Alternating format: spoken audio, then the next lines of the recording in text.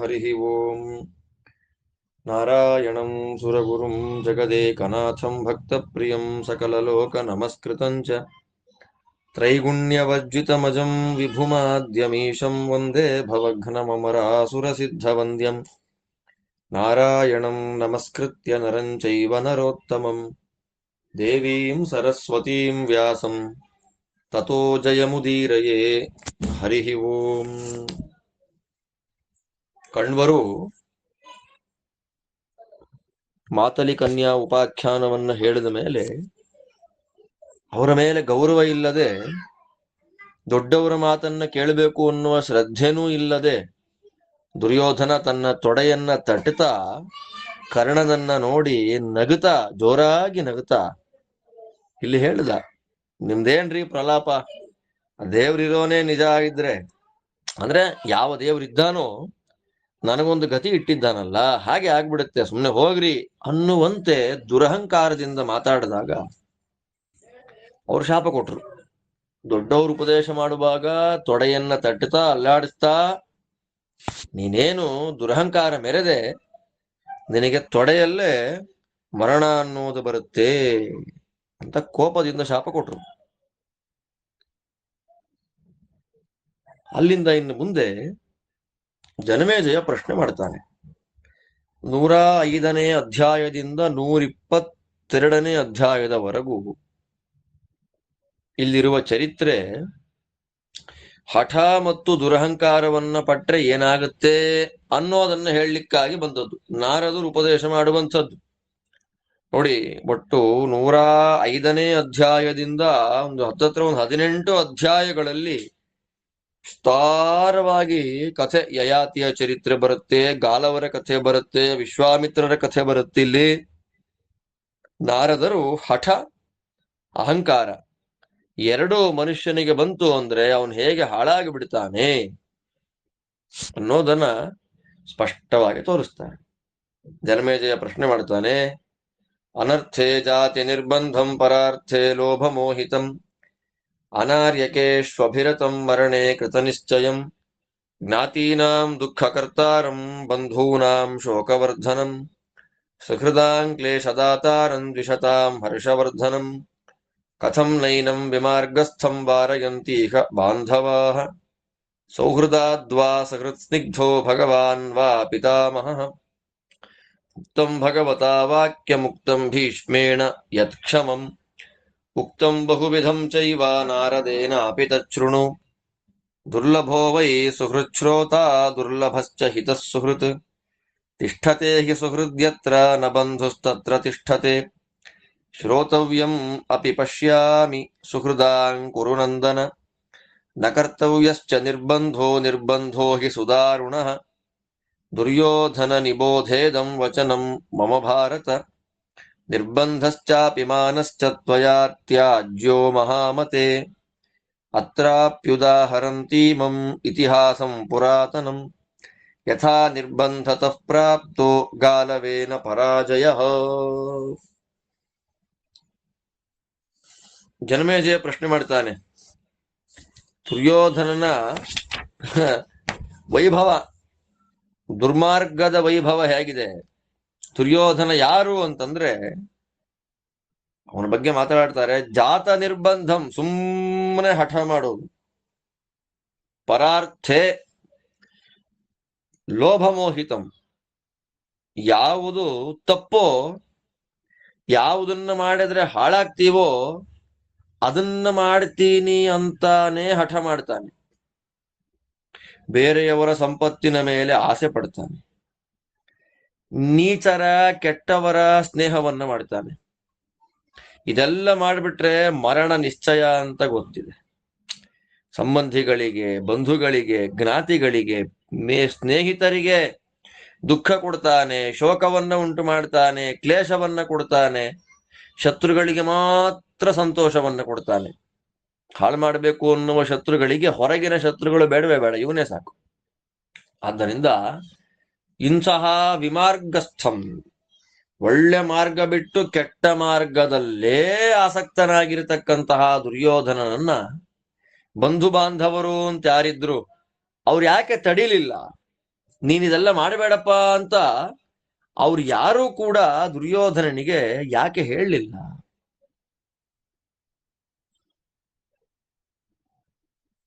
ಯಾಕೆ? ನಮ್ಮ ವಂಶದಲ್ಲೇ ಅತ್ಯಂತ ಪೂಜ್ಯರು ಹಿರಿಯರೂ ಆದವರು ಭೀಷ್ಮಾಚಾರ್ಯರು, ಪಿತಾಮಹರು. ಅವ್ರು ಯಾಕೆ ದುರ್ಯೋಧನನನ್ನು ತಡಿಲಿಲ್ಲ? ಹೀಗೆ ಮಾಡಬೇಡ, ನೀನು ತಪ್ಪು ಮಾಡ್ತಾ ಇದ್ಯಾ ಅಂತ ಅವ್ರು ಯಾಕೆ ಹೇಳಲಿಲ್ಲ?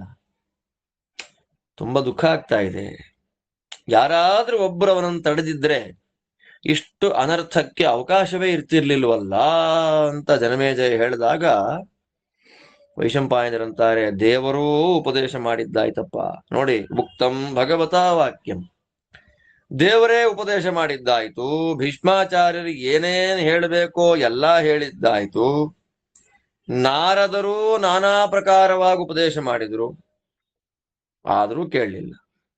ನಾರದರೇನು ಉಪದೇಶ ಮಾಡಿದ್ರು? ಕೃಷ್ಣ ಹೇಳಿದ್ದು ಕೇಳಿದ್ದಾಯ್ತು, ಭೀಷ್ಮಾಚಾರ್ಯ ಹೇಳಿದ್ದು ಕೇಳಿದ್ದಾಯ್ತು. ನಾರದರು ಏನು ಹೇಳಿದ್ರು ಅದನ್ನು ಹೇಳ್ತೀನಿ ಕೇಳು. ಆ ಸಭಾನಲ್ಲಿ ಕೃಷ್ಣ ಮಾತಾಡಿದ ಮೇಲೆ ಪರಶುರಾಮ ದೇವರು, ಪರಶುರಾಮ ದೇವರು ಮಾತಾಡಿದ ಮೇಲೆ ಕಣ್ವರು, ಕಣ್ವರು ಮಾತಾಡಿದ ಮೇಲೆ ಈಗ ನಾರದರು. ನಾರದರು ಹೇಳ್ತಾರೆ, ಒಳ್ಳೆಯ ಮಾತನ್ನ ಹೇಳಿದಾಗ ಅದನ್ನ ಕೇಳುವಂತಹ ಸ್ನೇಹಿತ ತುಂಬಾ ಕಷ್ಟ ಅಂತೆ ಸಿಗೋದು. ಉಪದೇಶ ಮಾಡಬಹುದು, ಆ ಉಪದೇಶ ಮಾಡಿದ ಮಾತುಗಳನ್ನ, ಅಂದ್ರೆ ಒಳ್ಳೆ ಮಾತು ನಾವೇನ್ ಹೇಳ್ತೀವಿ, ಹೇಳಿದ್ದನ್ನ ಹಾಗೆ ಕೇಳಿ ನಡೆಸುವಂತಹ ಒಬ್ಬ ಸ್ನೇಹಿತ ಬಹಳ ಕಷ್ಟ.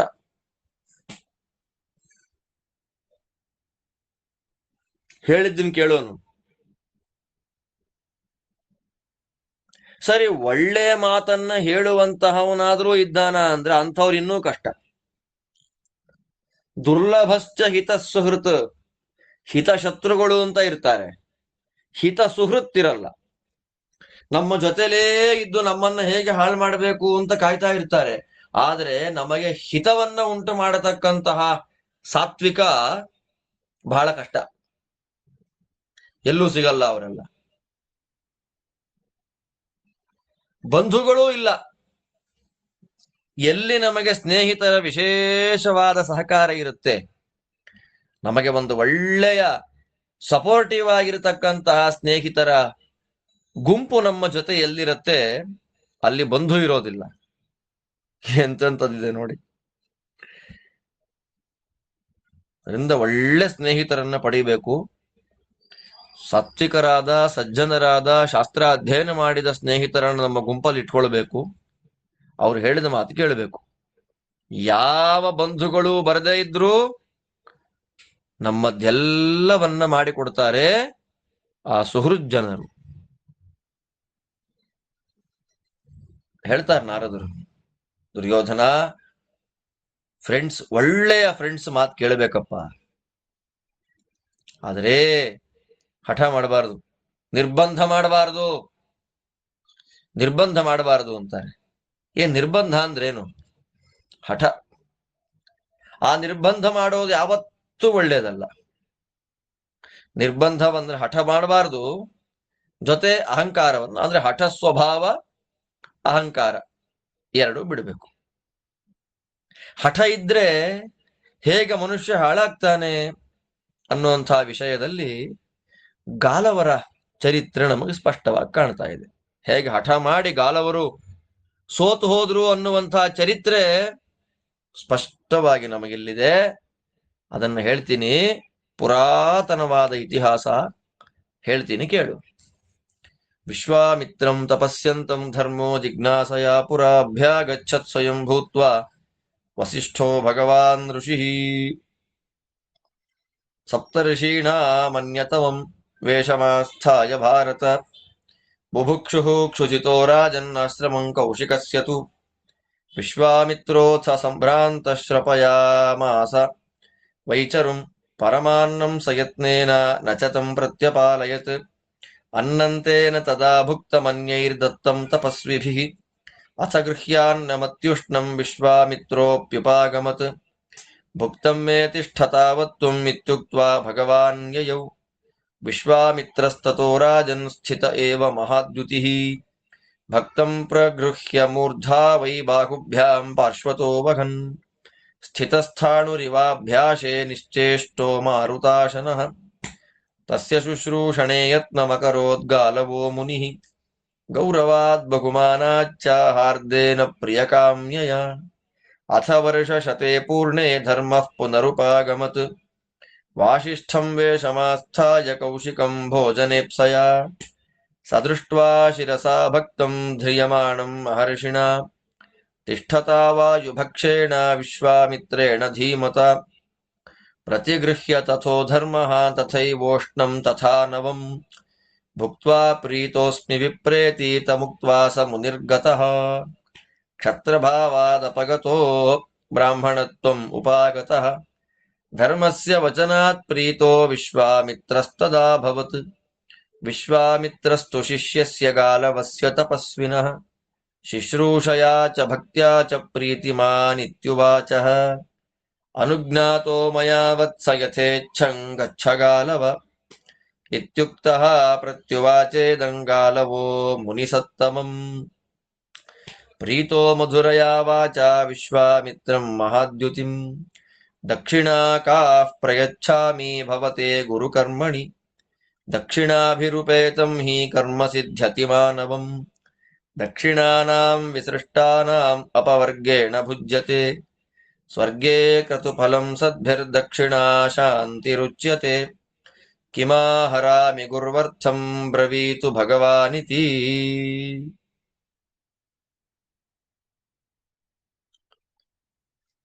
ಚರಿತ್ರೆ.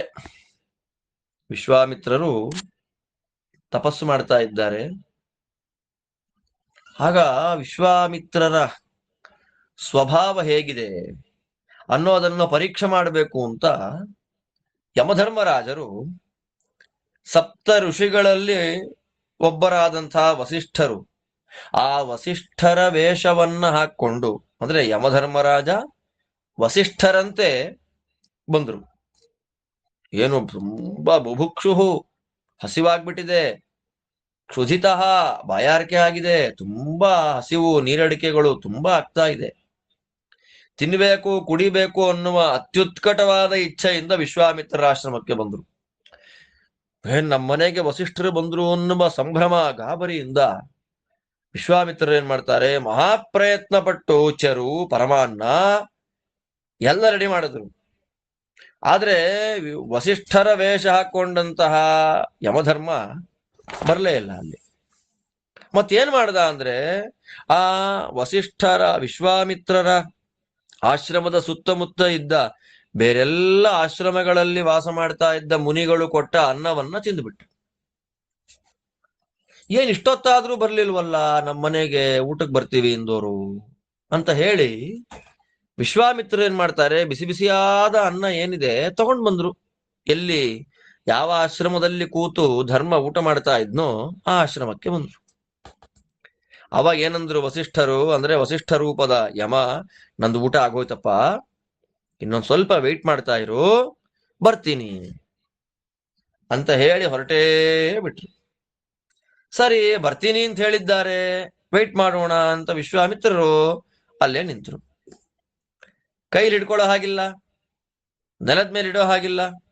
ಏನ್ ಮಾಡಬೇಕು, ಆ ಅನ್ನವನ್ನ ತಲೆ ಮೇಲೆ ಇಟ್ಕೊಂಡ್ರು. ಬಿಸಿ ಬಿಸಿಯಾದ ಆಹಾರ ಆ ಪಾತ್ರೆಯನ್ನ ತಲೆ ಮೇಲೆ ಇಟ್ಕೊಂಡ್ರು. ಆ ಪಾತ್ರೆ ಕೆಳಗೆ ಬೀಳದೆ ಇರುವಂತೆ ಎರಡು ಕೈಗಳನ್ನ ತಲೆ ಮೇಲಿದ್ದ ಪಾತ್ರೆಗೆ ಹಿಡ್ಕೊಂಡು ನಿಂತ್ಕೊಂಡ್ರು. ಹಾಗೆ ಸ್ಥಾಣುಹು ಮರದ ತುಂಡು ಹೇಗಿರುತ್ತೆ ಹಾಗಿದ್ರು. ಯಾವಾಗ ಬರ್ತಾನೋ ಗೊತ್ತಿಲ್ಲ ಯಮ. ಮತ್ತೆ ಊಟಕ್ಕೆ ಏನ್ ಮಾಡ್ಬೇಕು ಅಂದ್ರೆ ಮರುತಾಶನಃ, ಮರುತ್ ವಾಯು, ಗಾಳಿಯನ್ನೇ ಕುಡಿತಾ ಕೇವಲ ಉಸಿರಾಟ ಮಾಡ್ತಾ ನಿಂತರು. ಸರಿ, ಗುರುಗಳು ಹೀಗೆ ವೆಯ್ಟ್ ಮಾಡ್ತಾ ತಪಸ್ಸನ್ನ ಮಾಡ್ತಾ ಇದ್ದಾರೆ ಅಂತ ಗಾಲವ ಋಷಿಗಳು ವಿಶ್ವಾಮಿತ್ರರ ಮೇಲಿನ ಭಕ್ತಿ ಗೌರವಗಳಿಂದ ಅವರಿಗೆ ಸಂತೋಷ ಮಾಡಬೇಕು, ಅವರಿಗೆ ಸಂತೋಷ ಪಡಿಸ್ಬೇಕು ಅನ್ನುವ ಒಂದೇ ಇಚ್ಛೆ, ಸೇವೆ ಮಾಡ್ಲಿಕ್ಕೆ ಶುರು ಮಾಡಿದ್ರು. ನಿತ್ಯ ಅವರ ಸೇವೆ. ಯಾರ ಸೇವೆ? ವಿಶ್ವಾಮಿತ್ರರ ಸೇವೆ ಗಾಲವರು ಮಾಡ್ತಾರೆ. ಗಾಲವರು ಸೇವೆ ಮಾಡ್ತಾ ಇದ್ರೆ ಆ ಸೇವೆಯನ್ನ ಸ್ವೀಕಾರ ಮಾಡ್ಕೊಳ್ತಾ ವಿಶ್ವಾಮಿತ್ರರು ಏನ್ ಮಾಡ್ತಾರೆ, ನಿಂತ್ಕೊಂಡೇ ಇದ್ದಾರೆ. ತಲೆ ಮೇಲೆ ಅನ್ನದ ಪಾತ್ರೆ ಹೊತ್ತು ನಿಂತಿದ್ದಾರೆ. 100 ವರ್ಷ ಆಯ್ತು, ನಿಂತೇ ಇದ್ದಾರೆ. 100 ವರ್ಷ ಆದ್ಮೇಲೆ ಮತ್ತೆ ಯಮಧರ್ಮರಾಜ ಬಂದ, ವಸಿಷ್ಠ ರೂಪವನ್ನ ತಗೊಂಡು ಊಟ ಮಾಡಬೇಕು ಅಂತ ಬಂದ್ರು. 100 ವರ್ಷದ ಮೊದಲು ತಲೆ ಮೇಲೆ ಹಿಡಿದಿದ್ದ ಅನ್ನ ಏನಿದೆ, ಇವತ್ತು ಈ ಕ್ಷಣಕ್ಕೆ ರೆಡಿ ಮಾಡಿದ ಅನ್ನ ಇದ್ದಾಗಿದೆ, ಬಿಸಿ ಬಿಸಿಯಾಗಿದೆ. ಅದನ್ನು ನೋಡಿ ನನಗೋಸ್ಕರವಾಗಿ ಕೇವಲ ಗಾಳಿಯನ್ನ ಕುಡಿತಾ ತಪಸ್ಸು ಮಾಡ್ತಾ ಇದ್ದಾರೆ ವಿಶ್ವಾಮಿತ್ರರು ಅನ್ನೋದು ನೋಡಿ ತುಂಬಾ ಸಂತೋಷ ಪಟ್ಟು ಬಿಸಿ ಬಿಸಿಯಾಗಿದ್ದ ಅನ್ನವನ್ನ ಊಟ ಮಾಡಿ, ನೋಡಪ್ಪ ವಿಶ್ವಾಮಿತ್ರ ಬ್ರಾಹ್ಮಣ, ತುಂಬಾ ಸಂತೋಷ ಆಯ್ತಪ್ಪ ನಿನ್ನ ಊಟದಿಂದ ಅಂತ ಹೇಳಿ ಹೊರಟೋದ್ರು. ನೋಡಿ, ಮೊದಲಿನ ವಿಶ್ವಾಮಿತ್ರ ಅಲ್ಲ, ಈಗ ಕ್ಷತ್ರಿಯ ಭಾವವನ್ನೆಲ್ಲ ಕಳ್ಕೊಂಡಿದ್ದಾರೆ, ಬ್ರಾಹ್ಮಣತ್ವವನ್ನ ಪಡೆದಿದ್ದಾರೆ. ಗಲಾಟೆ ಇಲ್ಲ, ದ್ವೇಷ ಇಲ್ಲ, ಕೆಟ್ಟ ಮಾತಿಲ್ಲ, ಅಸೂಯೆ ಇಲ್ಲ. ಈಗ ಬರ್ತೀನಿ ಅಂತ ಹೇಳಿ ಹೋದವನಿಗಾಗಿ 100 ವರ್ಷ ನಿಂತರು, ಕೇವಲ ಗಾಳಿ ಕುಡಿತ. ಸಂತೋಷ ಆಯ್ತು. ಈ ಕಡೆಗೆ ಗಾಲವ ಋಷಿಗಳು ಮಾಡಿದ ಸೇವೆಯಿಂದಲೂ ವಿಶ್ವಾಮಿತ್ರರಿಗೆ ತುಂಬಾ ಸಂತೋಷ ಆಯ್ತು. ಹೇಳ್ತಾರೆ, ಮಗು ಗಾಲವ, ನೀನು ಮಾಡಿರೋ ಸೇವೆಯಿಂದ ನಂಗೆ ತುಂಬಾ ಸಂತೋಷ ಆಗಿದ್ಯಪ್ಪ, ನಿನಗೆ ಆದೇಶ ಕೊಟ್ಟಿದ್ದೇನೆ, ಹೊರಟು ಬಿಡು ಇಲ್ಲಿಂದ. ಅವಾಗ ಗಾಲವರಂತಾರೆ, ಸ್ವಾಮಿ ಒಳ್ಳೆ ಪಾಠ ಮಾಡಿದ್ದೀರಿ, ಗುರುಕರ್ಮ ಪಾಠ ಮಾಡಿದ್ದೀರಿ. ಪಾಠ ಮಾಡಿದ ಗುರುಗಳಿಗೆ ಏನ್ ಕೊಡಬೇಕು? ದಕ್ಷಿಣೆ ಕೊಡಬೇಕು. ಏನೇ ಕರ್ಮಗಳು ಮಾಡ್ಲಿ, ದಕ್ಷಿಣೆಯನ್ನ ಕೊಡ್ಲಿಲ್ಲ ಅಂದ್ರೆ ಆ ಕರ್ಮಕ್ಕೆ ಪೂರ್ಣ ಫಲ ಬರೋದಿಲ್ಲ. ಆದ್ದರಿಂದ ಒಂದು ಫಲ ಸಿದ್ಧಿಯಾಗಬೇಕು ಅಂತಂದ್ರೆ ಕರ್ಮ ಮಾಡುವಾಗ ಅದರ ಜೊತೆಯಲ್ಲಿ ಯಥಾಶಕ್ತಿಯಾದ ದಕ್ಷಿಣೆಯನ್ನು ಕೊಡಬೇಕು ಅಂತಾರೆ ಗಾಲವರು ವಿಶ್ವಾಮಿತ್ರರಿಗೆ. ಸ್ವಾಮಿ, ದಕ್ಷಿಣೆಯನ್ನ ಕೊಟ್ಟವನಿಗೆ ಸ್ವರ್ಗದಲ್ಲಿ ಎಂಥ ಫಲ ಇದೆ ಗೊತ್ತಾ? ದೊಡ್ಡ ದೊಡ್ಡ ಯಾಗಗಳನ್ನು ಮಾಡಿದವನಿಗೆ ಏನು ಭೋಗ ಇದೆ, ಆ ಭೋಗ ದಕ್ಷಿಣೆಯನ್ನ ಕೊಟ್ಟವನಿಗೆ ಹೇಳ್ತಾರೆ. ಆದ್ದರಿಂದ ನಮ್ಮನ್ನ ಸಮಾಧಾನಗೊಳಿಸುವ ಶಾಂತಿ ಯಾವುದು ಅಂದ್ರೆ ದಕ್ಷಿಣೆಯನ್ನೇ. ದಕ್ಷಿಣಾ ಶಾಂತಿ ರುಚ್ಯತೆ ಸದ್ಭಿ, ಸಜ್ಜನರು ದಕ್ಷಿಣೆಯನ್ನೇ ಶಾಂತಿ ಅಂತ ಹೇಳ್ತಾರೆ. ಆದ್ದರಿಂದ ನೀವು ನನಗೆ ಇಷ್ಟು ವರ್ಷ ಪಾಠ ಮಾಡಿದ್ದೀರಿ, ನಾನು ಗುರುದಕ್ಷಿಣೆಯನ್ನ ಕೊಡದೆ ಹಾಗೆ ಹೇಗ್ರಿ ಹೋಗೋದು ಸ್ವಾಮಿ? ನಾನು ನಿಮಗೇನ್ ಕೊಡ್ಲಿ? ನಿಮಗೋಸ್ಕರವಾಗಿ ಏನನ್ನ ಗುರುದಕ್ಷಿಣೆಯಾಗಿ ತರಲಿ, ದಯಮಾಡಿ ನೀವು ಹೇಳಬೇಕು ಅಂದದ್ದಕ್ಕೆ ವಿಶ್ವಾಮಿತ್ರರು, ಜಾನಮಾನಶ್ಚ ಭಗವಾನ್ ಖಿನ್ನಂ ಶುಶ್ರೂಷಣೇನ ಚ ವಿಶ್ವಾಮಿತ್ರಮಸಕೃತ್ ಗಚ್ಚ ಗಚ್ಚೇತ್ಯಚೋದಯತ್.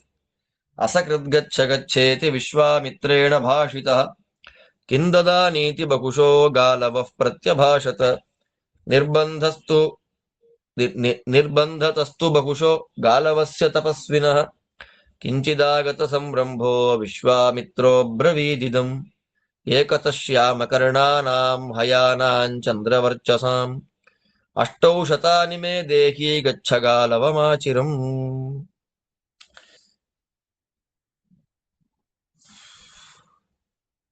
ಗುರುದಕ್ಷಿಣೆಯನ್ನ ಕೊಡದೆ ನಾನು ಹೇಗೆ ಹೋಗೋದು, ಏನ್ ಕೊಡ್ಬೇಕು ಹೇಳಿ ಅಂದಾಗ ವಿಶ್ವಾಮಿತ್ರ ಆಲೋಚನೆ ಮಾಡ್ತಾರೆ. 100 ವರ್ಷ ಸೇವೆ ಮಾಡಿ ತುಂಬಾ ಸುಸ್ತಾಗಿದ್ದಾನೆ, ಬೇಡ ಇನ್ನೇನ್ ದಕ್ಷಿಣೆ ಕೇಳೋದು ಇವನನ್ನ ಅಂತ ಹೇಳಿ, ನೀನ್ ಹೋಗಪ್ಪ, ತಲೆ ಕೆಡಿಸ್ಕೋಬೇಡ, ಹೋಗು ಹೋಗು ಅಂತಂದ್ರು. ಮತ್ತೆ ನೀನು ಹೋಗಯ್ಯ, ದಕ್ಷಿಣೆ ಬೇಡ, ಹೋಗು ಹೋಗು ಅಂತ ಎಷ್ಟೇ ಹೇಳಿದ್ರು ಕೂಡ ಗಾಲವರು, ಸ್ವಾಮಿ ಕಿಂ ದದಾನಿ, ಏನ್ ಕೊಡ್ಲಿ ಏನ್ ತಂದ್ಕೊಡ್ಲಿ ಅಂತ 25 ಸಲ ಹಠ ಮಾಡಿದಾಗ ಸ್ವಲ್ಪ ಕೋಪ ಬಂತು. ಕಿಂಚಿದಾಗತ ಸಂರಂಭ, ಸ್ವಲ್ಪ ಕೋಪ ಬಂತು. ವಿಶ್ವಾಮಿತ್ರ ಹೇಳ್ತಾರೆ, 800 ಕುದುರೆ ಬೇಕು ನನಗೆ. ಎಂಥ ಕುದುರೆ ಅದು? ಮೈಯೆಲ್ಲ ಬಿಳಿ ಬಣ್ಣ ಇರಬೇಕು ಚಂದ್ರನಂತೆ, ಒಂದು ಕಿವಿ ಮಾತ್ರ ಕಪ್ಪಾಗಿರ್ಬೇಕು, ಕೇವಲ ಒಂದು ಕಿವಿ ಮಾತ್ರ ಕಪ್ಪಾಗಿರುವ, ಉಳಿದ ಮೈಯೆಲ್ಲ ಬೆಳ್ಳಿಗೆ ಚಂದ್ರನಂತೆ ಹೊಳಿತಾ ಇರುವ 800 ಕುದುರೆಗಳನ್ನು ನನಗೆ ತಂದು ಕೊಡು, ಅದೇ ಗುರುದಕ್ಷಿಣೆ, ಬೇಗ ಹೋಗಿಲ್ಲಿಂದ ಅಂತ ಹೇಳ್ಬಿಟ್ರು. ಹೇಗಿದೆ ನೋಡಿ, ನಿರ್ಬಂಧ ಹಠ ಮಾಡಿದ್ದಕ್ಕೆ ಏನಾಯ್ತು ಅಂತ. ಮುಂದೇನಾಯ್ತು?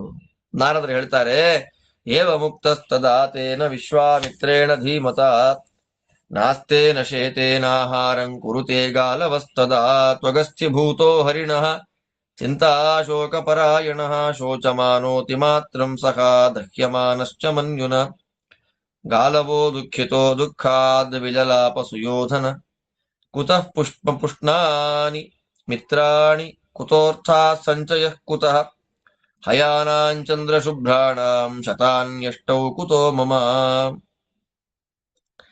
ಕುತೋ ಮೇ ಭೋಜನೆ ಶ್ರದ್ಧಾ ಸುಖ ಶ್ರದ್ಧಾ ಕುತಶ್ಚ ಮೇ ಶ್ರದ್ಧಾ ಮೇ ಜೀವಿತಸ್ಯಾಪಿ ಕಿಂ ಫಲಂ ಜೀವಿತೇನ ಮೇ ಅಹಂ ಪಾರಂ ಸಮುದ್ರಸ್ಯ ಪೃಥಿವ್ಯಾ ವಾ ಪರಾತ್ ಪರಂ ಗತ್ವಾತ್ಮಾನಂ ವಿಮುಂಚಾಮಿ ಕಿಂ ಫಲಂ ಜೀವಿತಸ್ಯ ಮೇ ಅಧನಸ್ಯ ಕೃತಾರ್ಥಸ್ಯ ತ್ಯಕ್ತಸ್ಯ ವಿವಿಧೈಃ ಫಲೈಃ ಋಣಂ ಧಾರಯಮಾಣಸ್ಯ ಕುತಃ ಸುಖಮಹೀನಯ ಸಹೃದಾಂ ಹಿ ಧನಂ ಭುಕ್ತ್ವಾ ಕೃತ್ವಾ ಪ್ರಣಯಮೀಪ್ಸಿತಂ ಪ್ರತಿಕರ್ತುಮಶಕ್ತಸ್ಯ ಜೀವಿತಾನ್ ಮರಣಂ ವರಂ ಪ್ರತಿಶ್ರುತ್ಯ ಕರಿಷ್ಯೇತಿ ಕರ್ತವ್ಯಂ ತದಕುರ್ವತಃ ಮಿಥ್ಯಾವಚನದಗ್ಧಸ್ಯ ಇಷ್ಟಾಪೂರ್ತಂ ಪ್ರಣಶ್ಯತಿ ನ ರೂಪಂ ಅನೃತಸ್ಯಾಸ್ತಿ ನಾನೃತಸ್ಯಾಸ್ತಿ ಸಂತತಿಃ ನಾನೃತಸ್ಯಾಧಿಪತ್ಯಂಚ ಕುತ ಏವ ಗತಿಃ ಶುಭಾ ಕುತಃ ಕೃತಘ್ನಸ್ಯ ಯಶಃ ಕುತಃ ಸ್ಥಾನಂ ಕುತಃ ಸುಖಂ ಅಶ್ರದ್ಧೇಯಃ ಕೃತಘ್ನೋ ಹಿ ಕೃತಘ್ನೇ ನಾಸ್ತಿ ನಿಷ್ಕೃತಿಃ ನ ಜೀವತ್ಯಧನಃ ಪಾಪಃ ಕುತಃ ಪಾಪಸ್ಯ ಸಾ ಘೃಣ ಪಾಪೋ ಧ್ರುವಂ ಅಪಾಪ್ನೋತಿ ವಿನಾಶಂ ನಾಶಯನ್ ಕೃತಂ ಸೋಹಂ ಪಾಪಃ ಕೃತಘ್ನಶ್ಚ ಕೃಪಣಶ್ಚಾನೃತೋಪಿ ಚ ಗುರೋರ್ಯಃ ಕೃತಕಾರ್ಯಃ ಸನ್ ತತ್ಕರೋಮಿ ನ ಭಾಷಿತಂ ಸೋಹಂ ಪ್ರಾಣಾನ್ ವಿಮೋಕ್ಷ್ಯಾಮಿ ಕೃತ್ವಾ ಯತ್ನಮನುತ್ತಮಂ ಅರ್ಥಿತಾ ನ ಮಯಾ ಕಾಚಿತ್ ಕೃತಪೂರ್ವಾದಿವೌಕಸಾಂ ಮಾನಯಂತಿ ಚ ಮಾಂ ಸರ್ವೇ ತ್ರಿದಶಾ ಯಜ್ಞ ಸಂಸ್ತರೆ ಅಹಂ ತು ವಿಬುಧ ಶ್ರೇಷ್ಠಂ ದೇವಂ ತ್ರಿಭುವನೇಶ್ವರಂ ವಿಷ್ಣುಂ ಗಚ್ಛಾಮ್ಯಹಂ ಕೃಷ್ಣಂ ಗತಿಂ ಗತಿಮತಾಂಬರಂ ಭೋಗಾಯಸ್ಮಾತ್ ಪ್ರವರ್ತಂತೆ ಪ್ರಾಪ್ಯ ಸರ್ವಾನ್ ಸುರಾಸುರಾನ್ ಪ್ರಯತೋ ದ್ರಷ್ಟುಮಿಚ್ಛಾಮಿ ಕೃಷ್ಣಂ ಯೋಗಿನಮವ್ಯಯಂ ಏವ ಮುಕ್ತೆ ಸಖಾ ತಸ್ಯ ಗರುಡೋ ವಿನತಾಸುತಃ ದರ್ಶಯಾಮಾಸ ತಂ ಪ್ರಾಗ ಸಂಹೃಷ್ಟಃ ಪ್ರಿಯಕಾಮ್ಯಯ ಸುಹೃದ್ಭವಾನ್ ಮಮ ಮತಃ ಸಹೃದಾಂಚ ಮತಃ ಸುಹೃತ್ ಈಪ್ಸಿತೇನಾಭಿಲಾಷೇಣ ಯೋಕ್ತವ್ಯೋ ವಿಭವೇ ಸತಿ ವಿಭವಶ್ಚಾಸ್ತಿ ಮೇ ವಿಪ್ರ ವಾಸವಾವರಜೋ ದ್ವಿಜ ಪೂರ್ವಂ ಉಕ್ತಸ್ತ್ವದರ್ಥಂಚ ಕೃತಃ ಕಾಮಶ್ಚ ತೇನ ಮೇ ಸಭವಾನೇತು ಗಚ್ಛಾವ ನಯಿಷ್ಯೇ ತ್ವಾಂ ಯಥೇಪ್ಸಿತಂ ದೇಶಂ ಪಾರಂ ಪೃಥಿವ್ಯಾಂ ವಾ ಗಚ್ಛ ಗಾಲವಮಾಚಿರಂ. ಯಾವಾಗ ಗುರುಗಳು ನೀ ಹೊರಡು ಅಂತ ಹೇಳಿದ್ರು, ದಕ್ಷಿಣ ತಗೊಂಡ್ ಬಾ ಅಂತ ಹೊರಟು ಬಂದ ಗಾಲವರಿಗೆ ನಿದ್ದೆ ಇಲ್ಲ, ಕೂಡ್ಲಿಕ್ಕಾಗ್ತಾ ಇಲ್ಲ, ಮಲಗ್ಲಿಕ್ಕಾಗ್ತಾ ಇಲ್ಲ, ಆಹಾರ ಸೇವನೆ ಮಾಡ್ಲಿಕ್ಕಾಗ್ತಾ ಇಲ್ಲ, ಚಿಂತೆ, ಶೋಕ, ದುಃಖ ಎಲ್ಲ ಬಂದು ಬಿಟ್ಟಿದೆ. ಚಿಂತೆ ಮಾಡ್ತಾ ಮಾಡ್ತಾ ಮಾಡ್ತಾ ಶರೀರ ಒಣಗಿ ಹೋಗಿದೆ, ಕೇವಲ ಎಲುಬು ಮತ್ತು ಅಸ್ಥಿಗಳು ಮಾತ್ರ ಉಳಿದಿವೆ. ಇಡೀ ದೇಹ ಬಿಳಿಚಿ ಹೋಗಿದೆ, ಬಿಳಿ ಬಣ್ಣಕ್ಕೆ ತಿರುಗಿದೆ. ದುರ್ಯೋಧನ ಎಷ್ಟು ದುಃಖ ಪಟ್ರು ಗಾಲವರು ಅಂದ್ರೆ ಅವರೇ ಮಾತಾಡ್ಕೊಂತಾರೆ, ನಾನು ನನ್ನ ಸ್ನೇಹಿತರನ್ನ ಹೇಗೆ ಸಂತೋಷ ಪಡಿಸ್ಲಿ, ನನಗೆ ದುಡ್ಡೆಲ್ಲಿಂದ ಬರಬೇಕು, ಹಣ ಸಂಪಾದನೆ ಮಾಡೋದೆಲ್ಲಿಂದ, ಹಣ ಇಲ್ಲ ಅಂತಂದ್ರೆ ಅಂದ್ರೆ ಸ್ನೇಹಿತರಿಲ್ಲ ಅಂದ್ರೆ ಹಣ ಇಲ್ಲ, ಹಣ ಇಲ್ಲ ಅಂದ್ರೆ 800 ಕುದುರೆ ಇಲ್ಲ. ಬರೀ ಕುದುರೆ ಅಲ್ಲ, ಮೈಯೆಲ್ಲ ಬಿಳಿ ಬಣ್ಣ, ಒಂದು ಕಿವಿ ಮಾತ್ರ ಕಪ್ಪು ಬಣ್ಣ. ಈ ಕುದುರೆ ಎಲ್ಲಿಂದ ತರಲಿ? ಆದ್ದರಿಂದ ಈ ಚಿಂತೆ ನನಗಿರುವಾಗ ಊಟಕ್ಕೆ ಆಸೆ ಆಗತ್ತಾ, ಸುಖಕ್ಕೆ ಆಸೆ ಆಗತ್ತಾ, ಬದುಕಬೇಕು ಅಂತ ಆಸೆ ಆಗತ್ತಾ? ಹಾಳಾಗೋಗ್ಲಿ, ನಾನು ಬದುಕಿರೋದ್ರಿಂದ ಏನ್ರಿ ಪ್ರಯೋಜನ? 800 ಕುದುರೆ ತರಕ್ಕೆ ದುಡ್ಡು ಬೇಕು, ದುಡ್ಡನ್ನು ಸಂಪಾದನೆ ಮಾಡಬೇಕು.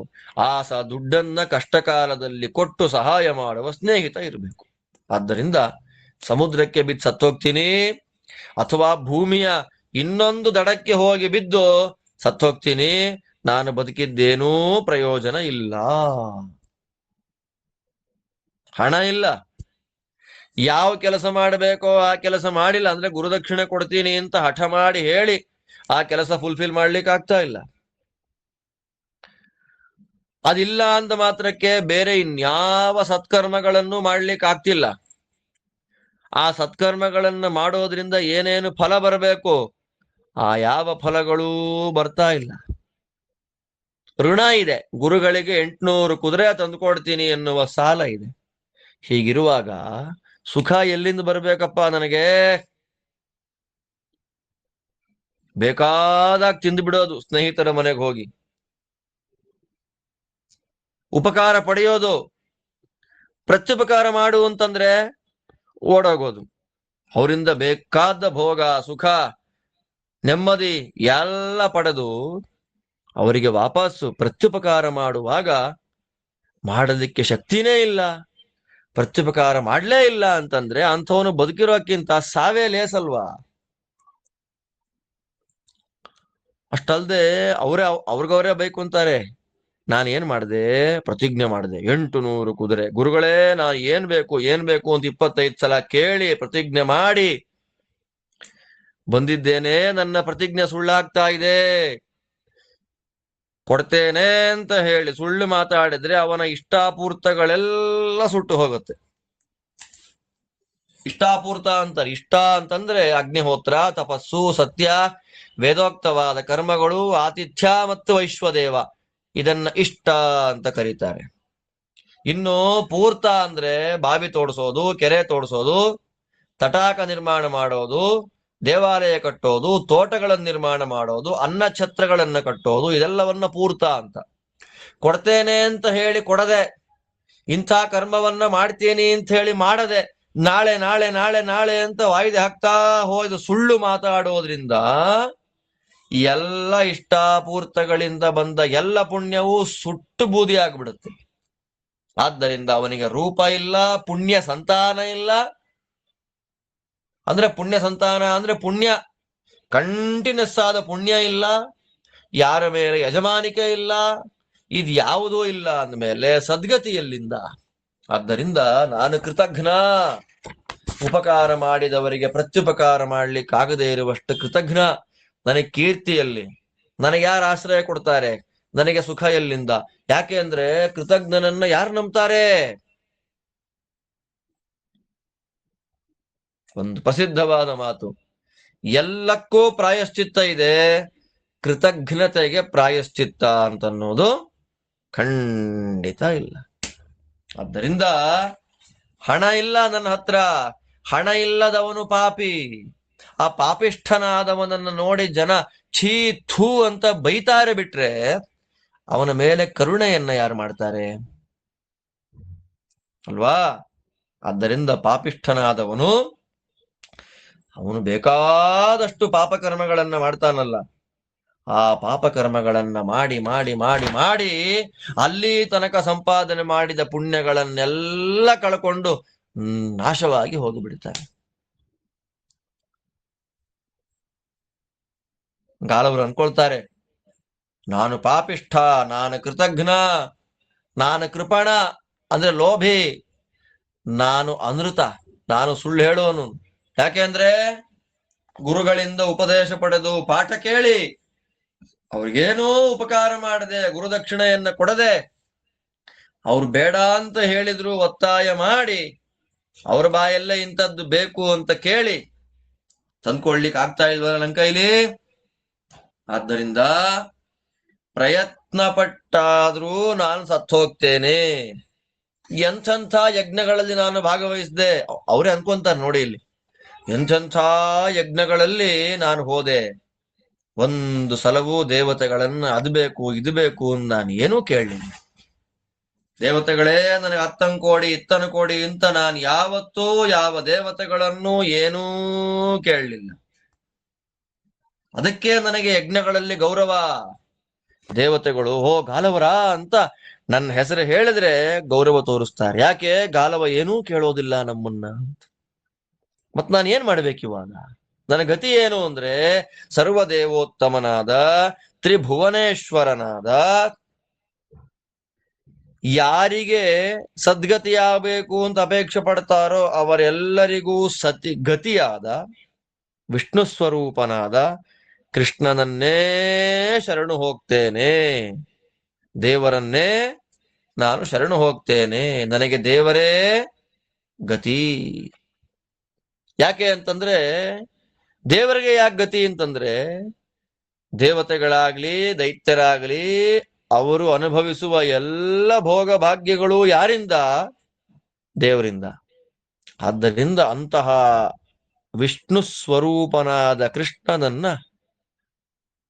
ಪ್ರಯತಃ ದ್ರಷ್ಟುಮಿಚ್ಛಾಮಿ. ಪ್ರಯತಃ ಅಂದ್ರೆ ನಮ್ಮನ್ನ ನಾನೇ ಕಂಟ್ರೋಲ್ ಮಾಡ್ಕೊಂಡು, ಸೆಲ್ಫ್ ಕಂಟ್ರೋಲ್ಡ್ ಅಂದ್ರೆ ಕೆಲವು ನಿಯಮಗಳು, ಆ ನಿಯಮಗಳನ್ನ ಹಾಕಿಕೊಂಡು ಸಾಧನೆ ಮಾಡಿ ಕೃಷ್ಣನನ್ನ ನೋಡಬೇಕು ಅಂತ ಆಸೆ ಪಡ್ತೇನೆ. ನಾನು ಕೃಷ್ಣ ದರ್ಶನವನ್ನ ಮಾಡಬೇಕು. ಅವನೇ ಮಾತಾಡ್ಕೊಂತ ಇದ್ದಾನೆ ಗಾಲವ. ನಾನು ಹಾಗೆ ಮಾಡ್ಬೇಕು ಹೀಗೆ ಮಾಡಬೇಕು ಅಂತ ಅವನೇ ಮಾತಾಡ್ತಾ ಇರೋ ಸಂದರ್ಭದಲ್ಲಿ ಗಾಲವರಿಗೊಬ್ಬ ಸ್ನೇಹಿತ, ಅವನು ವಿನುತೆಯ ಮಗ, ಅವನೇ ಗರುಡ ದೇವರು ಬಂದ್ರು. ಪಾಪ ಸ್ನೇಹಿತ ಇಷ್ಟು ಒದ್ದಾಡ್ತಾ ಇದ್ದಾನೆ, ಸಹಾಯ ಮಾಡ್ಬೇಕಲ್ಲ, ಅವನಿಗೆ ಸಂತೋಷ ಆಗುವಂತೆ ಏನಾದ್ರು ಕೆಲಸ ಮಾಡ್ಬೇಕಲ್ಲ ಅಂತ ತಮ್ಮ ದರ್ಶನವನ್ನು ಮಾಡಿಸಿದ್ರು ಗರುಡದೇವರು. ಹೇಳ್ತಾರೆ, ಏನಯ್ಯ ಏನೇನೋ ಮಾತಾಡ್ತಾ ಇದ್ಯಾ, ನನ್ನ ಸ್ನೇಹಿತ ಅಲ್ವೇನಯ್ಯ? ಫ್ರೆಂಡ್ಶಿಪ್ ನಲ್ಲಿ ಶಕ್ತಿ ಇದ್ರೆ ಕಷ್ಟದಲ್ಲಿರೋ ಫ್ರೆಂಡ್ಗೆ ಸಹಾಯ ಮಾಡಬೇಕಾದ ಕರ್ತವ್ಯ. ಆದ್ದರಿಂದ ನಿನಗೆ ಸಾಮರ್ಥ್ಯವನ್ನ ಮಾಡುವ, ಅಂದ್ರೆ ನಿನಗೆ ಸಹಾಯವನ್ನ ಮಾಡುವಂತ ಸಾಮರ್ಥ್ಯ ನನಗಿದೆ. ಆದ್ದರಿಂದ ನಾನು ಮಾಡ್ತೇನೆ. ನಿನಗೆಲ್ಲಿಂದ ಸಾಮರ್ಥ್ಯ ಅಂತ ಕೇಳಬೇಡ. ವಾಸವಾವರಜ ಇಂದ್ರನ ತಮ್ಮನಾದ ಉಪೇಂದ್ರ ನನ್ನ ಎಲ್ಲ ಆಸೆಗಳನ್ನ ಪೂರೈಸಿದ್ದಾನೆ. ನಿನಗೋಸ್ಕರವೇ ನನ್ನ ಫ್ರೆಂಡ್ ಒಬ್ಬ ಗಾಲವ ಅಂತ ಒಬ್ಬ ಇದ್ದಾನೆ, ಅವನಿಗೆ ಅನುಗ್ರಹ ಮಾಡಬೇಕು ನೀವು ಅಂತ ನಿನ್ನಗೋಸ್ಕರವಾಗಿ ನಾನು ಅವನಲ್ಲಿ, ಅಂದ್ರೆ ಇಂದ್ರನ ತಮ್ಮನಾದ ಉಪೇಂದ್ರ ರೂಪದ ಭಗವಂತನಲ್ಲಿ ಕೇಳಿಕೊಂಡಿದ್ದೇನೆ, ನಾನು ಮಾತಾಡಿದ್ದೇನೆ. ಆದ್ರಿಂದ ಬಾ, ನನ್ ಜೊತೆ ಬಾ, ನೀನ್ ಎಲ್ಲಿ ಇಷ್ಟಪಡ್ತೀಯೋ ಅಲ್ಲಿಗೆ ನಿಂಗೆ ಕರ್ಕೊಂಡು ಹೋಗ್ತೀನಿ, ಲೇಟ್ ಮಾಡಬೇಡ ಗಾಲವ, ಬೇಗ ಬಾ ಅಂತ ಗರುಡದೇವರು ತನ್ನ ಅತ್ಯಂತ ಆಪ್ತ ಮಿತ್ರರಾದಂತಹ ಗಾಲವ ಮುನಿಗಳು, ತುಂಬಾ ದುಃಖದಿಂದ ಮಾತಾಡ್ತಾ ಇದ್ದಂತಹ ಗಾಲವ ಮುನಿಗಳಿಗೆ ಹೇಳ್ತಾರೆ. ಇನ್ನು ಹೇಳ್ತಾರೆ ಗರುಡದೇವರು, ಕರ್ಕೊಂಡು ಹೋದ್ರಲ್ಲ, ಕ್ರಮ ಪ್ರಕಾರವಾಗಿ 4 ದಿಕ್ಕುಗಳ ಪರಿಚಯವನ್ನ ಮಾಡಿಕೊಡ್ತಾರೆ. ಪೂರ್ವ, ದಕ್ಷಿಣ, ಪಶ್ಚಿಮ, ಉತ್ತರ. ಈ 4 ದಿಕ್ಕುಗಳನ್ನ ಪರಿಚಯ ಮಾಡಿಕೊಟ್ಟು ಎಲ್ಲಿ ಹೋಗ್ಬೇಕು ಅಂತ ಕೇಳೋದು. ಅಂದ್ರೆ ಒಂದು ಕಥೆಯನ್ನ ನಿರೂಪಣೆ ಮಾಡುವಾಗ ಒಳ ಎಷ್ಟು ಬರುತ್ತೆ ನೋಡಿ, ಅದಕ್ಕೆ ಇದನ್ನು ಮಹಾಭಾರತ ಅನ್ನೋದು.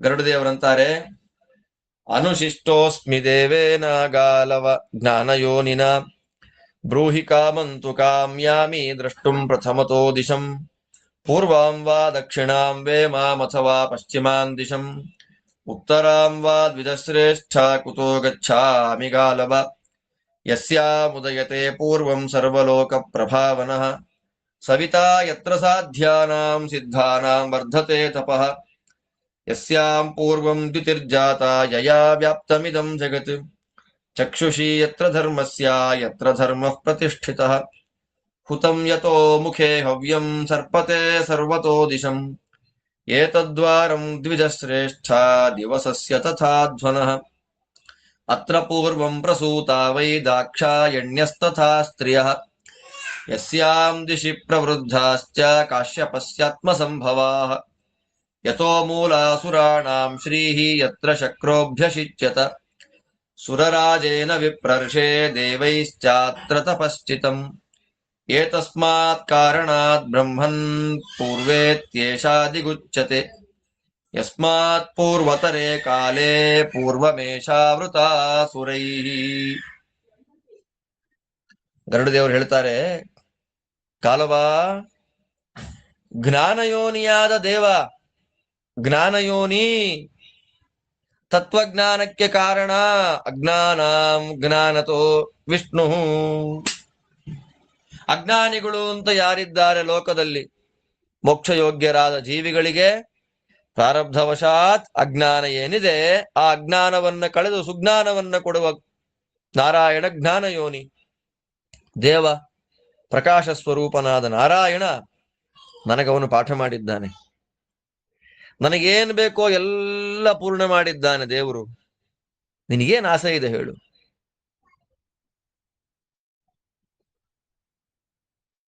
ಅಲ್ಲಿ ಹೋಗ್ತೀನಿ ಇಲ್ಲಿ ಹೋಗ್ತೀನಿ ಅಂತ ಮಾತಾಡ್ತಾ ಇದ್ದ ನನಗೆಲ್ಲ ಕೇಳಿಸಿದೆ.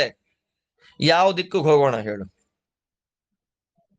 ಪೂರ್ವಕ್ಕೋ, ದಕ್ಷಿಣಕ್ಕೋ, ಪಶ್ಚಿಮಕ್ಕೋ, ಉತ್ತರಕ್ಕೋ, ಯಾವ ದಿಕ್ಕಿಗೆ ಹೋಗೋಣ ಅಂತ ಹೇಳು?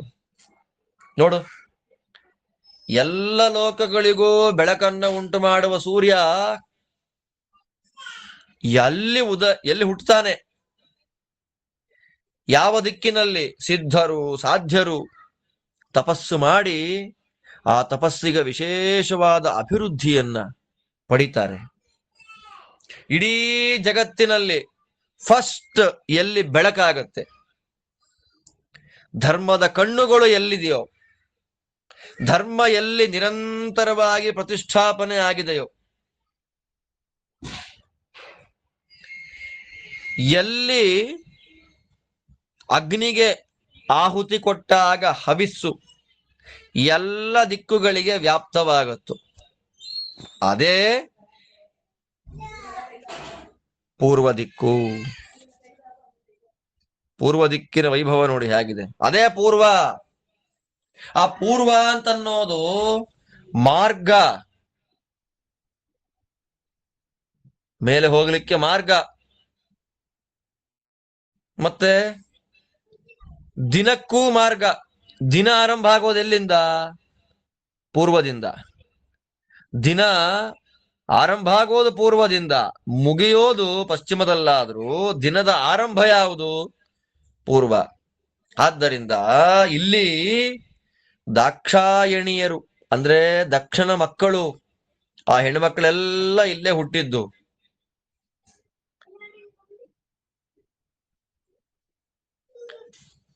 ಕಶ್ಯಪರ ಮಕ್ಕಳು ಅವರು ಇಲ್ಲೇ ಹುಟ್ಟಿದ್ದಿಲ್ಲೇ, ಅವರು ಬೆಳೆದಿದ್ದೂ ಇಲ್ಲೇ ಪೂರ್ವದಲ್ಲೇ. ಆದ್ದರಿಂದ ದೇವತೆಗಳಿಗೆ ಸಂಪತ್ತು ಜಾಸ್ತಿ ಆಗಬೇಕು ಅಂತಂದ್ರೆ ಯಾವ ದಿಕ್ಕು ಪ್ರಧಾನ ಕಾರಣ ಅಂದ್ರೆ ಪೂರ್ವ ದಿಕ್ಕೇ ಮೂಲ. ಇಂದ್ರನಿಗೆ ಪಟ್ಟಾಭಿಷೇಕ ಮಾಡಿದ್ ಎಲ್ಲಿ ಗೊತ್ತೇನಯ್ಯ? ಇಲ್ಲೇ. ಇಂದ್ರನಿಗೆ ದೇವತೆಗಳ ರಾಜ, ಸುರರಾಜ, ದೇವರಾಜ ಅಂತ ಪಟ್ಟಾಭಿಷೇಕ ಮಾಡಿದ್ದು ಈ ಪೂರ್ವ ದಿಕ್ಕಿನಲ್ಲೇ. ಅಷ್ಟು ಮಾತ್ರ ಅಲ್ಲ, ಇಂದ್ರದೇವರು ದೇವತೆಗಳು ಅವರೆಲ್ಲ ತಪಸ್ಸು ಮಾಡಿದ ಕ್ಷೇತ್ರ ಅಪ್ಪ ಇದು ಪೂರ್ವ ದಿಕ್ಕು. ಆದ್ದರಿಂದ ಈ ದಿಕ್ಕಿಗೆ ಪೂರ್ವ ಅಂತ ಕರೀತಾರೆ. ಪೂರ್ವ ದಿಕ್ಕಿಗೆ ಪೂರ್ವ ಅಂತ ಯಾಕೆ ಕರೀತಾರೆ ಅಂತಂದ್ರೆ,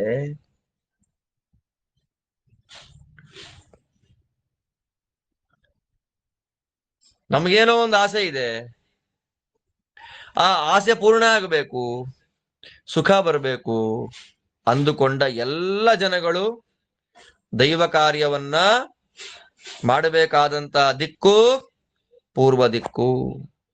ಆದ್ದರಿಂದ ಆಸೆ ಇರುವಂತಹ ಎಲ್ಲ ಜೀವರಾಶಿಗಳು ತಮ್ಮ ಆಸೆಯನ್ನ ಪೂರ್ಣ ಮಾಡಿಕೊಳ್ಬೇಕು ಅಂತ ದೇವತೆಗಳ ಪ್ರೀತಿಗಾಗಿ ಎಲ್ಲ ಕರ್ಮಗಳನ್ನ ಪೂರ್ವ ದಿಕ್ಕಿನಲ್ಲಿ ಮಾಡಬೇಕು. ಎಷ್ಟು ಚೆನ್ನಾಗಿದೆ ನೋಡಿ. ಅತ್ರ ವೇದಾನ್ ಜಗೌ ಪೂರ್ವಂ ಭಗವಾನ್ ಲೋಕಭಾವನಃ ಅತ್ರೈವೋಕ್ತ ಸವಿತ್ರಾಸೀತ್ ಸಾವಿತ್ರಿ ಬ್ರಹ್ಮವಾದಿಷು ಅತ್ರ ದತ್ತಾನಿ ಸೂರ್ಯೇಣ ಯಜೂಂಷಿ ದ್ವಿಜಸತ್ತಮ ಅತ್ರ ಲಬ್ಧವರಸ್ಸೋ ಮಹಾಸುರೈಃ ಕ್ರತುಷು ಪೀಯತೆ ಅತ್ರ ತೃಪ್ತಾಃ ಹುತವಃ ಸ್ವಾಂ ಯೋನಿಂ ಉಪಭುಂಜತೆ ಅತ್ರ ಪಾತಾಳಮಾಶ್ರಿತ್ಯ ವರುಣಶ್ರಿಯಮಾಪ ಚ ಅತ್ರ ಪೂರ್ವಂ ವಸಿಷ್ಠಸ್ಯ ಪೌರಾಣಸ್ಯ ದ್ವಿಜಋಷಭ ಪ್ರಸೂತಿಶ್ಚ ಪ್ರತಿಷ್ಠಾ ಚ ಧರ್ಮಶ್ಚೈವ ಪ್ರಕಾಶತೆ ಓಂಕಾರಸ್ಯಾತ್ರ ಜಾಯಂತೆ ಸೂತಯೋ ದಶತೀರ್ದಶ ಪಿಬಂತಿ ಮುನಯೋ ಯತ್ರ ಹವಿರ್ಧಾನೆ ಸ್ಮ ಸೋಮಪಾಃ ಪ್ರೋಕ್ಷಿತಾ ಯತ್ರ ಬಹವೋ ವರಾಹಾದ್ಯ ಮೃಗಾವನೆ ಶಕ್ರೇಣ ಯಜ್ಞಭಾಗಾರ್ಥೇ ದೈವತೇಷು ಪ್ರಕಲ್ಪಿತಾಃ ಅತ್ರಾಹಿತಾಃ ಕೃತಘ್ನಾಶ್ಚ ಮಾನುಷಾಶ್ಚ ಅಸುರಾಶ್ಚ ಯೇ ಉದಯನ್ ಸ್ಥಾನಿ ಸರ್ವಾನ್ ವೈ ಕ್ರೋಧಾದ್ಧಂತಿ ವಿಭಾವಸುಃ ಏತದ್ವಾರಂ ದ್ವಿಜಶ್ರೇಷ್ಠ ಸ್ವರ್ಗಸ್ಯ ಚ ಸುಖಸ್ಯ ಚ ಏಷ ಪೂರ್ವೋ ದಿಶಾಂ ಭಾಗೋ ಗಚ್ಛಾವೋತ್ರ ಯದೀಚ್ಛಸಿ ಪ್ರಿಯಂ ಕಾರ್ಯಂ ಹಿ ಮೇ ತಸ್ಯ ಯಾಸ್ಯಾಮಿ ವಚನೆ ಸ್ಥಿತಃ ಬ್ರೂಹಿ ಗಾಲವ ಯಾಸ್ಯಾಮಿ ಶೃಣು ಚಾಪ್ಯಪರಾನ್ ದಿಶಂ. ಇಲ್ಲೇಪ್ಪ ಈ ದಿಕ್ಕಲ್ಲೇ ಭಗವಂತ ಸರ್ವೋತ್ತಮನಾದ ನಾರಾಯಣ ವೇದಗಳನ್ನ ಫಸ್ಟ್ ಉಚ್ಚಾರ ಮಾಡಿದ ಜಾಗ ಪೂರ್ವ ದಿಕ್ಕು. ಸವಿತೃನಾಮಕನಾದ ನಾರಾಯಣ ಸೂರ್ಯದೇವರು ಯಾರು ವೇದಗಳನ್ನ ಚೆನ್ನಾಗಿ ಉಪದೇಶ ಪಡಿಬೇಕು ಅಂತ ಆಸೆ ಪಡುತ್ತಾರೆ ಅಂತಹ ಬ್ರಹ್ಮವಾದಿಗಳಿಗೆ ಸಾವಿತ್ರಿ ಮಂತ್ರ ಗಾಯತ್ರಿ ಮಂತ್ರವನ್ನು ಉಪದೇಶ ಮಾಡಿದಂತಹ ದಿಕ್ಕು ಇದೇ ಪೂರ್ವ ದಿಕ್ಕು.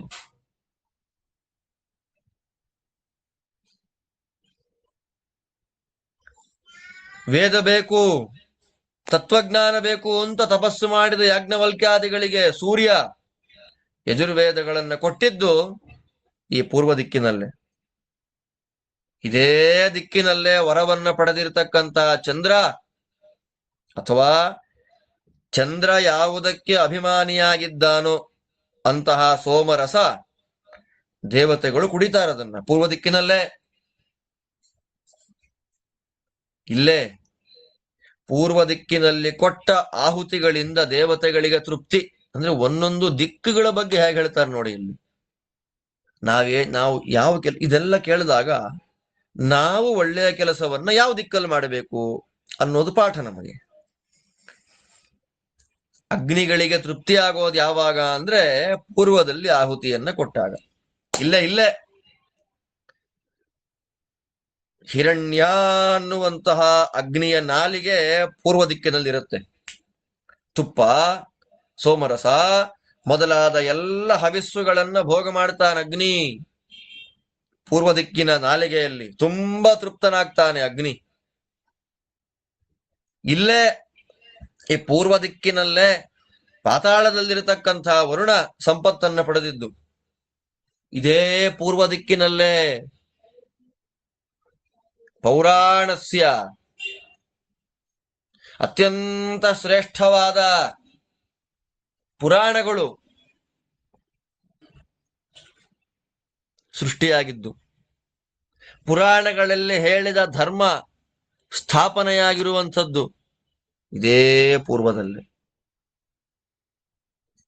ಪುರಾಣಗಳು ಇರುವುದು, ಹುಟ್ಟಿದ್ದು, ಅದು ಹೇಳಿದ ಧರ್ಮಗಳು ಎಲ್ಲವೂ ಪೂರ್ವದಲ್ಲೇ. ಓಂಕಾರ ಇದೆಯಲ್ಲ, ಆ ಓಂಕಾರದ ಪ್ರಸೂತಿ 10 ದಿಕ್ಕುಗಳಲ್ಲಿ ಹರಡುವುದು ಇಲ್ಲೇ. ಏನು ಓಂಕಾರದ ಪ್ರಸೂತಿ? ಆದ್ರೆ ವ್ಯಾಖ್ಯಾನ ಮಾಡ್ತಾರೆ, ಓಂಕಾರಸ್ಯ ಸ್ವರ ಪ್ರಸೂತಯ ಜಾತಂತೆ ಜಾಯಂತೆ. ಓಂಕಾರಕ್ಕೆ ಸ್ವರ ಪ್ರಸೂತಿಗಳು ಅಂದ್ರೆ ಓಂಕಾರ ಸ್ವರಗಳನ್ನ ಹಡಿಯುತ್ತೆ ಅಂತ. ಒಂದು ಓಂಕಾರ, ಅಕಾರ ಉಕಾರ ಮಕಾರ 3 ಅಕ್ಷರಗಳು ಸಾಮಾನ್ಯರಿಗೆ. ಅಲ್ಲಿಂದ ನಾದ, ಬಿಂದು, ಕಲಾ, ಶಾಂತ, ಅತಿಶಾಂತ ಅಂತ 5 ಆಯ್ತು. 5 3 8. ಆ 8ರಿಂದ ಏನಾಯ್ತು? ಕವರ್ಗ, ಚವರ್ಗ, ಟವರ್ಗ, ತವರ್ಗ, ಪವರ್ಗ ಅಂತ ವರ್ಗೀಯ ವ್ಯಂಜಕ ಖ ಗ ಘ ಞ ಚ ಛ ಜ ಝ ಣ ಟ ಠ ಡ ಢ ಣ ತ ಥ ದ ಧ ನ ಪ ಪ ಬ ಭ ಮ. ಅಲ್ಲಿಂದ ಆರಂಭದಲ್ಲಿ ಅಜ್ವರ್ಣಗಳು ಅ ಆ ಇ ಈ ಉ ರು ಋ ಋ ಋ ಜಿ ಎ ಐ ಓ ಔ ಅಂ ಅಹ ಅಂತ 16 ಅಚ್ಚಕ್ಷರಗಳು. ಆಮೇಲೆ ಯಾರ ಲ ವ ಶ ಶ ಸ ಹ ಳ ಕ್ಷ ಹೀಗೆ 16 ಅಚ್ವರ್ಣಗಳು, 5 ಹಲ್ವರ್ಣಗಳು, ಕವರ್ಗ, ಚವರ್ಗ, ಟವರ್ಗ, ತವರ್ಗ, ಪವರ್ಗ ಅಂತ 5 ಹಲ್ವರ್ಣಗಳು. ಅದಾದ ಮೇಲೆ ಯಾರ ಲಾವಾದಿ ಅವರ್ಗೀಯ ವ್ಯಂಜನಗಳು. ಒಟ್ಟು 51 ಅಕ್ಷರಗಳು. ಆ 51 ಅಕ್ಷರಗಳಿಂದಲೇ ಸಮಸ್ತ ವೇದಗಳು, ಅನಂತ ಶಬ್ದ ರಾಶಿಗಳು. ಅದಕ್ಕೆ ಮೂಲ ಯಾವುದು? ಒಂದು ಓಂಕಾರ. ಆದ್ದರಿಂದ ಓಂಕಾರದ ವಿಸ್ತಾರ, ಓಂಕಾರದ ಸ್ವರದ ಜಾತಿಗಳು ಎಲ್ಲ ಹುಟ್ಟಿದ್ದಲ್ಲಿ ಪೂರ್ವ ದಿಕ್ಕಿನಲ್ಲಿ. ಆದ್ದರಿಂದ ಇದೇ ಪೂರ್ವ ದಿಕ್ಕಿನಲ್ಲೇ ಸೋಮಪಾನ ಮಾಡಲಿಕ್ಕೆ ಯೋಗ್ಯರಾದ, ಯಾವಾಗಲೂ ಭಗವಂತನ ತತ್ವವನ್ನ ಶಾಸ್ತ್ರ ಹೇಗೆ ಹೇಳಿದೆಯೋ ಹಾಗೆ ತಿಳಿದು ನಿರಂತರವಾಗಿ ಮನನವನ್ನ ಮಾಡುವ ದೇವತೆಗಳು ಈ ಪೂರ್ವ ದಿಕ್ಕಿನಲ್ಲೇ ಅವರಿಗೆ ಯಜ್ಞದಲ್ಲಿ ಕೊಟ್ಟಂತಹ ಸೋಮರಸವನ್ನ ಕುಡಿತಾರೆ. ಎಷ್ಟು ದೊಡ್ಡ ನೋಡಿ ಇಲ್ಲಿ ಇಂದ್ರದೇವರು ಏನ್ ಮಾಡಿದ್ರು? ಕಾಡಿನಲ್ಲಿ ಯಜ್ಞಕ್ಕೆ ಬೇಕಾದಷ್ಟು ಪ್ರಾಣಿಗಳಿವೆ. ಆ ಎಲ್ಲ ಪ್ರಾಣಿಗಳು ದಕ್ಷಿಣಕ್ಕೆ ಓಡಾಡ್ತಿರತ್ತೆ, ಪಶ್ಚಿಮಕ್ಕೆ ಓಡಾಡುತ್ತೆ. ಅಂದ್ರೆ ಯಾವ ದಿಕ್ಕಿನ ಪ್ರಾಣಿಗಳು ಯಜ್ಞಕ್ಕೆ ಬೇಕಾದ ಪ್ರಾಣಿಗಳು, ಅಂದ್ರೆ ಪ್ರೋಕ್ಷಿತ ಪ್ರಾಣಿಗಳು ಅಂತ. ಪ್ರೋಕ್ಷಿತ ಶುದ್ಧವಾದ ತೀರ್ಥದಿಂದ ಪ್ರೋಕ್ಷಣೆ ಮಾಡಿದ ಪ್ರಾಣಿಗಳು ಯಾವ ದಿಕ್ಕಿನದು ಬೇಕು ಅಂದ್ರೆ, ಇಂದ್ರದೇವರು ಏನ್ ಮಾಡ್ತಾರೆ? ದೇವತೆಗಳಿಗೆ ಯಜ್ಞ ಭಾಗ ಅಂತ ಪೂರ್ವ ದಿಕ್ಕಿನಲ್ಲಿ ವಾಸ ಮಾಡುವ ಎಲ್ಲ ಪ್ರಾಣಿಗಳನ್ನು, ವರಾಹಾದಿ ಪ್ರಾಣಿಗಳನ್ನು ದೇವತೆಗಳ ಭಾಗ ಅಂತ ಕೊಟ್ಟಿದ್ದಾರೆ. ಇಲ್ಲೇ ಎಲ್ಲ ದುಷ್ಟರನ್ನ, ಕೃತಜ್ಞರನ್ನ, ಅಹಿತರನ್ನ, ಅಹಿತರು ಅಂದ್ರೆ ಲೋಕಕ್ಕೆ ಕೆಟ್ಟದ್ದನ್ನ ಮಾಡುವವರನ್ನ, ಅಸುರರನ್ನ, ಎಲ್ಲರನ್ನ ಸೂರ್ಯ ಕೋಪದಿಂದ ನಾಶ ಮಾಡೋದು ಈ ಪೂರ್ವ ದಿಕ್ಕಿನಲ್ಲಿ. ಆದ್ದರಿಂದ ಗಾಲವರೇ, ಈ ಪೂರ್ವ ಅಂತನ್ನೋದು ಸತ್ಕರ್ಮಗಳನ್ನ ಮಾಡಿ ಶುಭ ಫಲವನ್ನ ಪಡಿಲಿಕ್ಕೂ ಮಾರ್ಗ, ಆ ಶುಭ ಫಲವನ್ನ ಭೋಗ ಮಾಡುವಂತಹ ಸ್ವರ್ಗಲೋಕಕ್ಕೂ ಇದು ಮಾರ್ಗ. ಆದ್ದರಿಂದ ಎಲ್ಲ ದಿಕ್ಕುಗಳಿನ ಮೊದಲ ದಿಕ್ಕು ಪೂರ್ವ ದಿಕ್ಕಾದ್ದರಿಂದ ಇದು ಪೂರ್ವ ಭಾಗ. ನಿನಗಿಷ್ಟ ಇದ್ರೆ ಇಂತಹ ಪೂರ್ವ ದಿಕ್ಕಿಗೆ ನಾವು ಹೋಗೋಣ.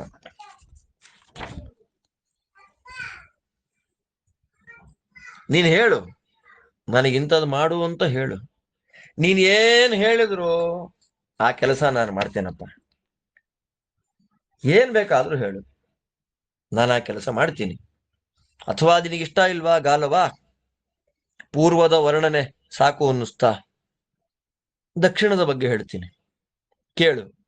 ಅದನ್ನು ಕೇಳಿ ದಕ್ಷಿಣಕ್ಕೆ ಕರ್ಕೊಂಡು ಹೋಗುವಂತ್ಯ, ಕರ್ಕೊಂಡು ಹೋಗ್ತೀನಿ ಅಂತ ಹೇಳಿ ಗರುಡದೇವರು ಏನ್ ಮಾಡ್ತಾರೆ? ದಕ್ಷಿಣ ದಿಕ್ಕಿನ ನಿರೂಪಣೆ. ಅಂದ್ರೆ ನೋಡಿ, ಇದನ್ನ ನೀವು ಗಮನಿಸಿದಾಗ ನಾವು ಯಾವ ಯಾವ ಕರ್ಮಗಳನ್ನ ಎಲ್ಲೆಲ್ಲಿ ಮಾಡಬೇಕು, ಯಾವ ದಿಕ್ಕಲ್ಲಿ ಕೂತು ಏನ್ ಮಾಡಬೇಕು, ಪೂರ್ವ ದಿಕ್ಕಿನ ಪ್ರಾಶಸ್ತ್ಯ ವೈಭವ ಏನು, ಎಷ್ಟು ಚೆನ್ನಾಗಿ ಹೇಳ್ತಾರೆ ನೋಡಿ ಗರುಡದೇವರು. ಇನ್ ಹೇಳ್ತಾರೆ, ಸುಪರ್ಣ ಇಯಂ ವಿವಸ್ವತಃ ಪೂರ್ವಂ ಶ್ರೌತೇನ ವಿಧಿನಾ ಕಿಲ ಗುರವೇ ದಕ್ಷಿಣಾ ದತ್ತ ದಕ್ಷಿಣೇತ್ಯುಚ್ಯತೆ ಚ ದಿಕ್ ಅತ್ರ ಲೋಕತ್ರಯಸ್ಯಾಪಿ ಪಿತೃಪಕ್ಷಃ ಪ್ರತಿಷ್ಠಿತಃ ಅತ್ರೋಷ್ಮಪಾಣಾನ್ ದೇವಾನಾನ್ ನಿವಾಸ ಶ್ರೂಯತೆ ದ್ವಿಜ ಅತ್ರ ವಿಶ್ವೇ ಸದಾ ದೇವಾಃ ಪಿತೃಭಿಃ ಸಾರ್ಧಮಾಸತೆ ಯುಜ್ಯಮಾನಾಸ್ಮ ಲೋಕೇಶು ಸಂಪ್ರಾಪ್ತಾಸ್ತುಲ್ಯಭಾಗತಾಂ ಏತದ್ವಿತೀಯಂ ಧರ್ಮಸ್ಯ ದ್ವಾರಮಾಚಕ್ಷತೆ ದ್ವಿಜ ತ್ರುಟಿಶೋ ಲವಶಶ್ಚಾಪಿ ಗಣ್ಯತೆ ಕಾಲ ನಿಶ್ಚಯಃ ಅತ್ರ ದೇವರ್ಷಯೋ ದಿವ್ಯಾಃ ಪಿತೃಲೋಕರ್ಷಯಸ್ತಥಾ ತಥಾ ರಾಜರ್ಷಯಃ ಸರ್ವೇ ನಿವಸಂತಿ ಗತೌ ಯಥಾಃ ಅತ್ರ ಧರ್ಮಶ್ಚ ಸತ್ಯಂಚ ಕರ್ಮ ಚಾತ್ರ ನಿಯಮ್ಯತೆ ಗತಿರೇಷಾ ದ್ವಿಜಶ್ರೇಷ್ಠಾ ಕರ್ಮಾಣಾಮವಸಾಯಿನಾಂ ಏಷಾ ದಿಕ್ಸಾ ದ್ವಿಜಶ್ರೇಷ್ಠಾಯಾಂ ಸರ್ವಃ ಪ್ರತಿಪದ್ಯತೆ ಮೃತಾತ್ಮ ಅನವಬೋಧೇನ ಸುಖಂ ತೇನ ನ ಗಮ್ಯತೆ ನೈಋತಾನಾಂ ಸಹಸ್ರಾಣಿ ಬಹೂನ್ಯತ್ರ ದ್ವಿಜರ್ಷಭ ಸೃಷ್ಟಾನಿ ಪ್ರತಿಕೂಲಾನಿ ದ್ರಷ್ಟವ್ಯಾನ್ಯಕೃತಾತ್ಮಭಿಃ ಅತ್ರ ಮಂದರಕುಂಜೇಷು ವಿಪ್ರರ್ಷಿ ಸದನೇಷು ಚ ಗಾಯಂತಿ ಗಾಥಾ ಗಂಧರ್ವಾಶ್ಚಿತ್ತ ಬುದ್ಧಿಹರಾ ದ್ವಿಜ ಅತ್ರ ಸಾಮಾನಿ ಗಾಥಾಭಿಃ ಶ್ರುತ್ವಾ ಗೀತಾನಿ ರೈವತಃ ಗತದಾರೋ ಗತಮಾತ್ಯೋ ಗತರಾಜ್ಯೋ ವನಂಗತಃ ಅತ್ರ ಸಾವರ್ಣಿನಾ ಚೈವ ಯವಕ್ರೀತಾತ್ಮಜೇನ ಚ ಮರ್ಯಾದಾ ಸ್ಥಾಪಿತ ಬ್ರಹ್ಮನ್ ಯಾಂ ಸೂರ್ಯೋ ನಾತಿ ವರ್ತತೆ. ಇಲ್ಲಿ ಹೇಳ್ತಾರೆ ಇದು ಪೂರ್ವ ಆಯ್ತಲ್ಲ. ಈಗ ದಕ್ಷಿಣ ದಿಕ್ಕನ್ನು ಹೇಳ್ತೇನೆ. ವಿವಸ್ವತ, ಸೂರ್ಯನಿಗೆ 12 ಹೆಸರಿದೆ. ವಿವಸ್ವ, ನರ್ಯಮ, ಪೂಷ, ಭಗ, ತ್ವಷ್ಟ ಅಂತೆಲ್ಲ. ಅದರಲ್ಲಿ ವಿವಸ್ವಾನ್ ಎನ್ನುವ ಹೆಸರಿನ ಸೂರ್ಯ ಅವನೇನ್ ಮಾಡ್ದ, ಗುರುಗಳಿಗೆ ದಕ್ಷಿಣೆಯನ್ನ ಕೊಟ್ಟ. ಹೇಗೆ? ಶ್ರೌತೇನ ವಿಧಿನ, ಶ್ರೌತ ಗ್ರಂಥಗಳಲ್ಲಿ ವೇದೋಕ್ತವಾದ ಕ್ರಮದಲ್ಲಿ ದಕ್ಷಿಣೆಯನ್ನ ಕೊಡಬೇಕು ಅಂತ ಹೇಗೆ ಹೇಳಿದ್ದಾರೋ ಆ ಶ್ರೌತ ವಿಧಾನದಿಂದ ವಿವಸ್ವಾನ್ ಎನ್ನುವ ಹೆಸರಿನ ಸೂರ್ಯ ತನ್ನ ಗುರುಗಳಿಗೆ ದಕ್ಷಿಣೆಯನ್ನ ಕೊಟ್ಟ ದಿಕ್ಕು ಇದಾದ್ದರಿಂದ ಈ ದಿಕ್ಕಿಗೆ ಏನ್ ಹೆಸರು? ದಕ್ಷಿಣ. 3 ಲೋಕಗಳಲ್ಲಿ ಏನೇನು ಪಿತೃಗಣಗಳಿವೆ ಆ ಎಲ್ಲ ಪಿತೃಗಣಗಳು ವಾಸ ಮಾಡುವಂತಹ ದಿಕ್ಕು ಇದು. ಊಷ್ಮ ಅಂತ ಕರೀತಾರೆ. ಅಂತಹ ಊಷ್ಮವನ್ನ ಕುಡಿದು ಬದುಕುವ ದೇವತೆಗಳು ಊಷ್ಮಪರು. ಆ ಊಷ್ಮಪರಾದಂತಹ ದೇವತೆಗಳು ವಾಸ ಮಾಡುವ ದಿಕ್ಕ್ಯಾವುದು? ದಕ್ಷಿಣ ದಿಕ್ಕು. ಅಷ್ಟು ಮಾತ್ರ ಅಲ್ಲ, ಇಲ್ಲಿ ವಿಶ್ವೇ ದೇವತೆಗಳು ಪಿತೃಗಳ ಜೊತೆಯಲ್ಲಿ ವಾಸ ಮಾಡ್ತಾರಪ್ಪ. ಎಲ್ಲ ಲೋಕಗಳಲ್ಲಿ ಶುಭ ಶೋಭನ ಕರ್ಮ ಇರಬಹುದು, ಶ್ರಾದ್ದಾದಿಗಳಿರಬಹುದು, ಎಲ್ಲ ಕರ್ಮಗಳಲ್ಲಿಯೂ ವಿಶ್ವೇ ದೇವತೆಗಳಿಗೆ, ಪಿತೃದೇವತೆಗಳಿಗೆ ಪೂಜೆ ಆಗಬೇಕು. ಆ ಪೂಜೆ ಆಗುವಾಗ ಆ ಪೂಜೆಯಲ್ಲಿ 50-50 ಸಮನಾದ ಪಾಲನ್ನ ಪಡೆಯುವವರು ಯಾರು? ವಿಶ್ವೇ ದೇವತೆಗಳು, ಪಿತೃದೇವತೆಗಳು. ಅಂತಹ ವಿಶ್ವೇ ದೇವತೆಗಳು ಪಿತೃಗಳ ಜೊತೆಯಲ್ಲಿ ವಾಸ ಮಾಡುವಂತಹ ದಿಕ್ಕು ಯಾವುದು ಅಂದ್ರೆ ಈ ದಕ್ಷಿಣ ದಿಕ್ಕು. ಧರ್ಮಕ್ಕೆ ಮೊದಲನೇ ದ್ವಾರ ಪೂರ್ವ ಅಂತ ಹೇಳಿದ್ವಲ್ಲ, ಧರ್ಮದ ಸೆಕೆಂಡ್ ಡೋರ್, 2ನೇ ದ್ವಾರ ಯಾವುದು? ಇದು ದಕ್ಷಿಣ. ಇಲ್ಲಿ ಕಾಲಗಳನ್ನು ಹೇಗೆ ಕೌಂಟ್ ಮಾಡೋದು ಅಂದ್ರೆ ತ್ರುಟಿ, ಲವ 2. ತ್ರುಟಿಶೋ ಲವಶ್ಚಾಪಿ. ಕಾಲಕ್ಕೆ ಬೇಕಾದಷ್ಟು ಖಂಡಗಳಿವೆ, ಕಾಲದ ವಿಭಾಗಗಳು ಅಂತ. ಆ ಕಾಲದ ವಿಭಾಗಗಳಲ್ಲಿ ನಾವು ಮುಹೂರ್ತ ಅಂತೀವಿ, ಪ್ರಹರ ಅಂತೀವಿ, ಯಾಮ ಅಂತೀವಿ, ನಿಮಿಷ ಅಂತೀವಿ, ಹಾಗೆಲ್ಲ ಇದೆಯಲ್ಲ. ಹಾಗೆ ಕಾಲದ ಯಾಮದಲ್ಲಿ ತ್ರುಟಿ, ಲವ ಹಾಗೆಲ್ಲ ಇದೆ. ಆ ತ್ರುಟಿ ಮತ್ತು ಲವ ಅನ್ನುವ ಮೆಜರ್ಮೆಂಟ್, ಕಾಲದ ಮೆಜರ್ಮೆಂಟ್ ಅನ್ನ ದಕ್ಷಿಣ ದಿಕ್ಕಲ್ಲಿ ಮಾಡ್ತಾರೆ. ದೇವಋಷಿಗಳು, ಪಿತೃಲೋಕದಲ್ಲಿ ವಾಸ ಮಾಡುವ ಋಷಿಗಳು, ಎಲ್ಲ ದೊಡ್ಡ ದೊಡ್ಡ ರಾಜಋಷಿಗಳು ಯಾವುದೇ ದುಃಖ ಇಲ್ಲದೆ ವಾಸ ಮಾಡುವಂತಹ ದಿಕ್ಕು ದಕ್ಷಿಣ ದಿಕ್ಕು. ಧರ್ಮ, ಸತ್ಯ, ಶುದ್ಧವಾದ ಕರ್ಮ ಆ ಎಲ್ಲವನ್ನ ನಿಯಂತ್ರಣ ಮಾಡುವಂತಹ ದಿಕ್ಕು ದಕ್ಷಿಣ ದಿಕ್ಕು. ಕೆಟ್ಟ ಕೆಲಸ ಯಾರು ಮಾಡ್ತಾರೆ? ಶಾಸ್ತ್ರ ವಿರುದ್ಧವಾದ ಕರ್ಮಗಳನ್ನ ಯಾರು ಮಾಡ್ತಾರೆ? ಅವ್ರಿಗೆಲ್ಲ ಈ ದಿಕ್ಕೇ ಗತಿ. ಎಂಥ ಮಾತಂದ್ರೆ ನೋಡಿ, ದಕ್ಷಿಣವೇ ಅವರಿಗೆ ಗತಿ, ನರಕ ಅಂತ ಅರ್ಥ. ಜ್ಞಾನಿಗಳಲ್ಲ, ಅನವಬೋಧೇನ. ಅವಬೋಧ ಅಂದ್ರೆ ಜ್ಞಾನ, ಅನವಬೋಧ ಅಂದ್ರೆ ಅಜ್ಞಾನ. ಶಾಸ್ತ್ರ ಅಧ್ಯಯನ ಮಾಡುವ ಅವಕಾಶವಿದ್ದರೂ ಅಧ್ಯಯನ ಮಾಡದೆ, ತಿಳಿದುಕೊಳ್ಳದೆ ಅಜ್ಞಾನಿಗಳಾಗೇ ಸಾಯುವ ಜನಗಳೆಲ್ಲ ಬರುವಂತಹ ದಿಕ್ಕ್ಯಾವುದು? ಇದೇ ದಕ್ಷಿಣ ದಿಕ್ಕು. ಸುಖ ಇದೆಯಾ? ಇಲ್ಲ. ಎಲ್ಲಿ ಜ್ಞಾನ ಇಲ್ಲ ಅಲ್ಲಿ ಸುಖ ಇಲ್ಲ. ಎಂಥ ದೊಡ್ಡ ಮಾತು ನೋಡಿ ನಾರದರು ಹೇಳೋದು. ಗರುಡದೇವರ ಕಥೆಯನ್ನು ಹೇಳುವಾಗ, ಗಾಲವರ ಚರಿತ್ರೆ ಹೇಳುವಾಗ, ವಿಶ್ವಾಮಿತ್ರರ ಉಪಾಖ್ಯಾನದಲ್ಲಿ, ತತ್ವಜ್ಞಾನವಿಲ್ಲದೆ ಬಂದ ಸುಖ ಅದು ಶಾಶ್ವತವಾದ ಸುಖವಲ್ಲ. ತತ್ವಜ್ಞಾನದ ಜೊತೆಯಲ್ಲಿ ಏನು ಸುಖ ಬರತ್ ನೋಡ್ರಿ, ನಿಜವಾದ ಸುಖ ಅದೇ. ಆದ್ದರಿಂದ ಅಜ್ಞಾನಿಗಳಾಗಿ ಸತ್ತ ಮೂಢಾತ್ಮರು ಬರುವ ದಿಕ್ಕಿದು, ಸುಖವೇ ಇಲ್ಲ ಅವರಿಗೆ.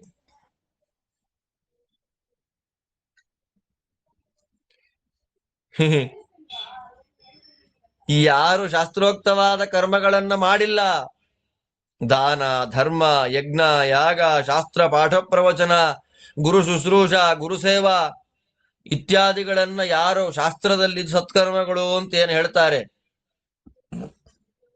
ಅದನ್ನ ಯಾರು ಮಾಡೇ ಇಲ್ಲ ಅವರೆಲ್ಲ ಸಾವಿರ ಸಾವಿರ ರಾಕ್ಷಸರನ್ನು ನೋಡ್ಬೇಕಾಗತ್ತೆ ಈ ದಿಕ್ಕಲ್ಲಿ.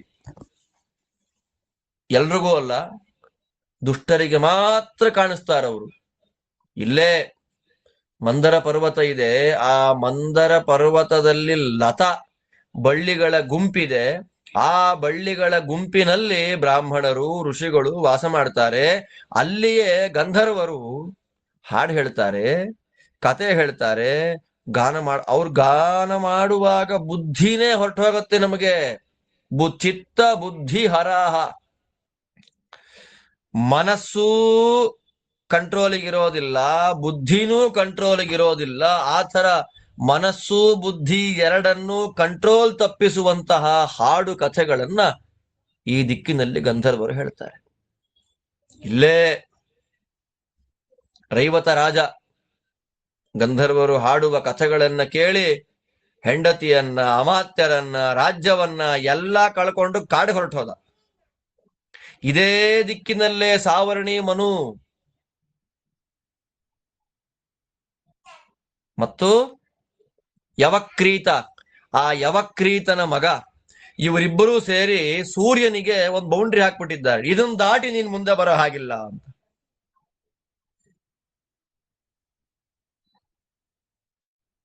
ಸೂರ್ಯನಿಗೆ ಬೌಂಡ್ರಿ ಹಾಕ್ಬಿಟ್ರು ಸಾವರ್ಣಿ ಮನು, ಯವಕ್ರೀತರ ಮಗ. ಆದ್ದರಿಂದ ಅವತ್ತು ಹಾಕಿದ ಬೌಂಡ್ರಿಯನ್ನ ಇವತ್ತಿನ ತನಕ ಸೂರ್ಯ ದಾಟೋದೇ ಇಲ್ಲ. ಅಂಥ ದಿಕ್ಕಪ್ಪ ದಕ್ಷಿಣ ದಿಕ್ಕು. ಅತ್ರ ರಾಕ್ಷಸರಾಜೇನ ಪೌಲಸ್ತ್ಯೇನ ಮಹಾತ್ಮನ ರಾವಣೇನ ತಪಶ್ಚರ್ತ್ವಾ ಸುರೇಭ್ಯೋ ಅಮರತಾವೃತ ಅತ್ರ ವೃತ್ರೇಣ ವೃತ್ರೋಪಿ ಶಕ್ರ ಶಕ್ತೃತ್ವಮೇ ಇವಾನ್ ಅತ್ರ ಸರ್ವಾಸವಃ ಪ್ರಾಪ್ತ ಪುನರ್ಗಚ್ಚಂತಿ ಪಂಚಧಾ ಅತ್ರ ದುಷ್ಕೃತ ಕರ್ಮಾಣೋ ನರಾಃ ಪಚ್ಯಂತಿ ಗಾಲವ ಅತ್ರ ವೈತರಣಿ ನಾಮ ನದಿ ಪಿತೃಗಣೈರ್ವೃತ ಅತ್ರ ಗತ್ವಾ ಸುಖಸ್ಯಾಂತಂ ದುಃಖಸ್ಯಾಂತಂ ಪ್ರಪದ್ಯತೆ ಅತ್ರ ವೃತ್ತೋದಿರಕರಃ ಸುರಸಂ ಕ್ಷರತೆ ಪಯಃ ಕಾಷ್ಠಾಂ ಚ ಸಾಧ್ಯವಾಸಿಷ್ಠಾಂ ಹಿಮಮುತ್ಸೃಜತೆ ಪುನಃ ಅತ್ರಾಹಂ ಗಾಲವಪುರಾ ಕ್ಷುಧಾರ್ಥಃ ಪರಿಚಿಂತಯನ್ ಲಬ್ಧವಾನ್ ಯುಧ್ಯಮಾನೌ ತೌ ಬೃಹಂತೌ ಗಜಗಚ್ಚಪು ಅತ್ರ ಶಕ್ರಧನುರ್ನಾಮ ಸೂರ್ಯಾಜ್ಜಾತೋ ಮಹಾನ್ ಋಷಿಃ ವಿದುರ್ಯಂ ಕಪಿಲಂ ದೇವಂ ಯೇನಾಸ್ತಾಃ ಸಗರಾತ್ಮಜಾಃ ಅತ್ರ ಸಿದ್ಧಾ ಶಿವಾ ನಾಮ ಬ್ರಾಹ್ಮಣ ವೇದಪಾರಗಾಃ ಅಧೀತ್ಯ ಸಕಲಾನ್ ವೇದಾನ್ ನಾಲಭಂತಯಮಕ್ಷಯಂ ಅತ್ರ ಭೋಗವತಿ ನಾಮ ಪುರಿ ವಾಸುಕಿ ಪಾಲಿತ ತಕ್ಷಕೇನ ಚ ನಾಗೇನ ತಥೈವೈರಾವತೇನ ಚ ಅತ್ರ ನಿರ್ಯಾಣ ಕಾಲೇ ಹಿ ತಮಃ ಸಂಪ್ರಾಪ್ಯತೆ ಮಹತ್ ಅಭೇದ್ಯಂ ಭಾಸ್ಕರೇಣಾಪಿ ಸ್ವಯಂ ವಾ ಕೃಷ್ಣವರ್ತ್ಮನ ಏಷತೆ ಖ್ಯಾಪಿತೋ ಮಾರ್ಗಃ ಪರಿತಾಪಸ್ಯ ಗಾಲವ ಬ್ರೂಹಿ ಮೇ ಯದಿ ಗಂತವ್ಯಂ ಪ್ರತೀಚೀಂ ಶೃಣು ವಾ ಮಮ. ಇಲ್ಲೇ ತುಂಬಾ ಕಷ್ಟಪಟ್ಟ, ಬಹಳ ಪ್ರಯತ್ನ ಪಟ್ಟ ರಾವಣ, ಪುಲಸ್ತ್ಯರ ವಂಶದ ವ್ಯಕ್ತಿ, ರಾಕ್ಷಸರಿಗೆ ರಾಜ. ಅಂತಹ ರಾವಣ ತಪಸ್ಸನ್ನ ಮಾಡಿ ನಾನು ಅಮರ ಆಗಬೇಕು, ಸಾಯಬಾರದು, ನನಗೆ ದೇವತ್ವ ಬರಬೇಕು ಅಂತ ಪ್ರಾರ್ಥನೆ ಮಾಡಿ ತಪಸ್ಸು ಮಾಡಿದ ಕ್ಷೇತ್ರ ದಕ್ಷಿಣ ದಿಕ್ಕು. ಇಲ್ಲೇ ವೃತ್ರಾಸುರ ಇಂದ್ರದೇವರಿಗೆ ಶತ್ರುವಾಗಿದ್ದಿಲ್ಲೇ.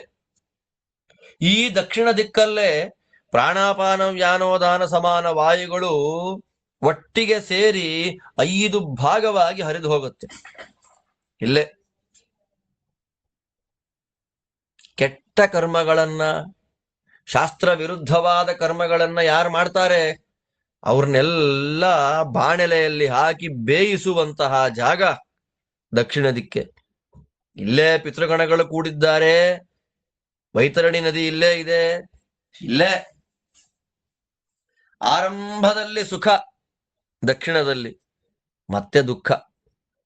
ಆದ್ದರಿಂದ ಸುಖದ ಕೊನೆ ದುಃಖದ ಕೊನೆ ಎರಡೂ ಸಿಗುವಂತಹ ಪ್ರದೇಶ ದಕ್ಷಿಣ. ಇಲ್ಲೇ ಈ ದಕ್ಷಿಣದಲ್ಲಿರತಕ್ಕಂತಹ ಸೂರ್ಯ ಒಳ್ಳೆ ಮಳೆಯನ್ನ ಕೊಡುತ್ತಾನೆ.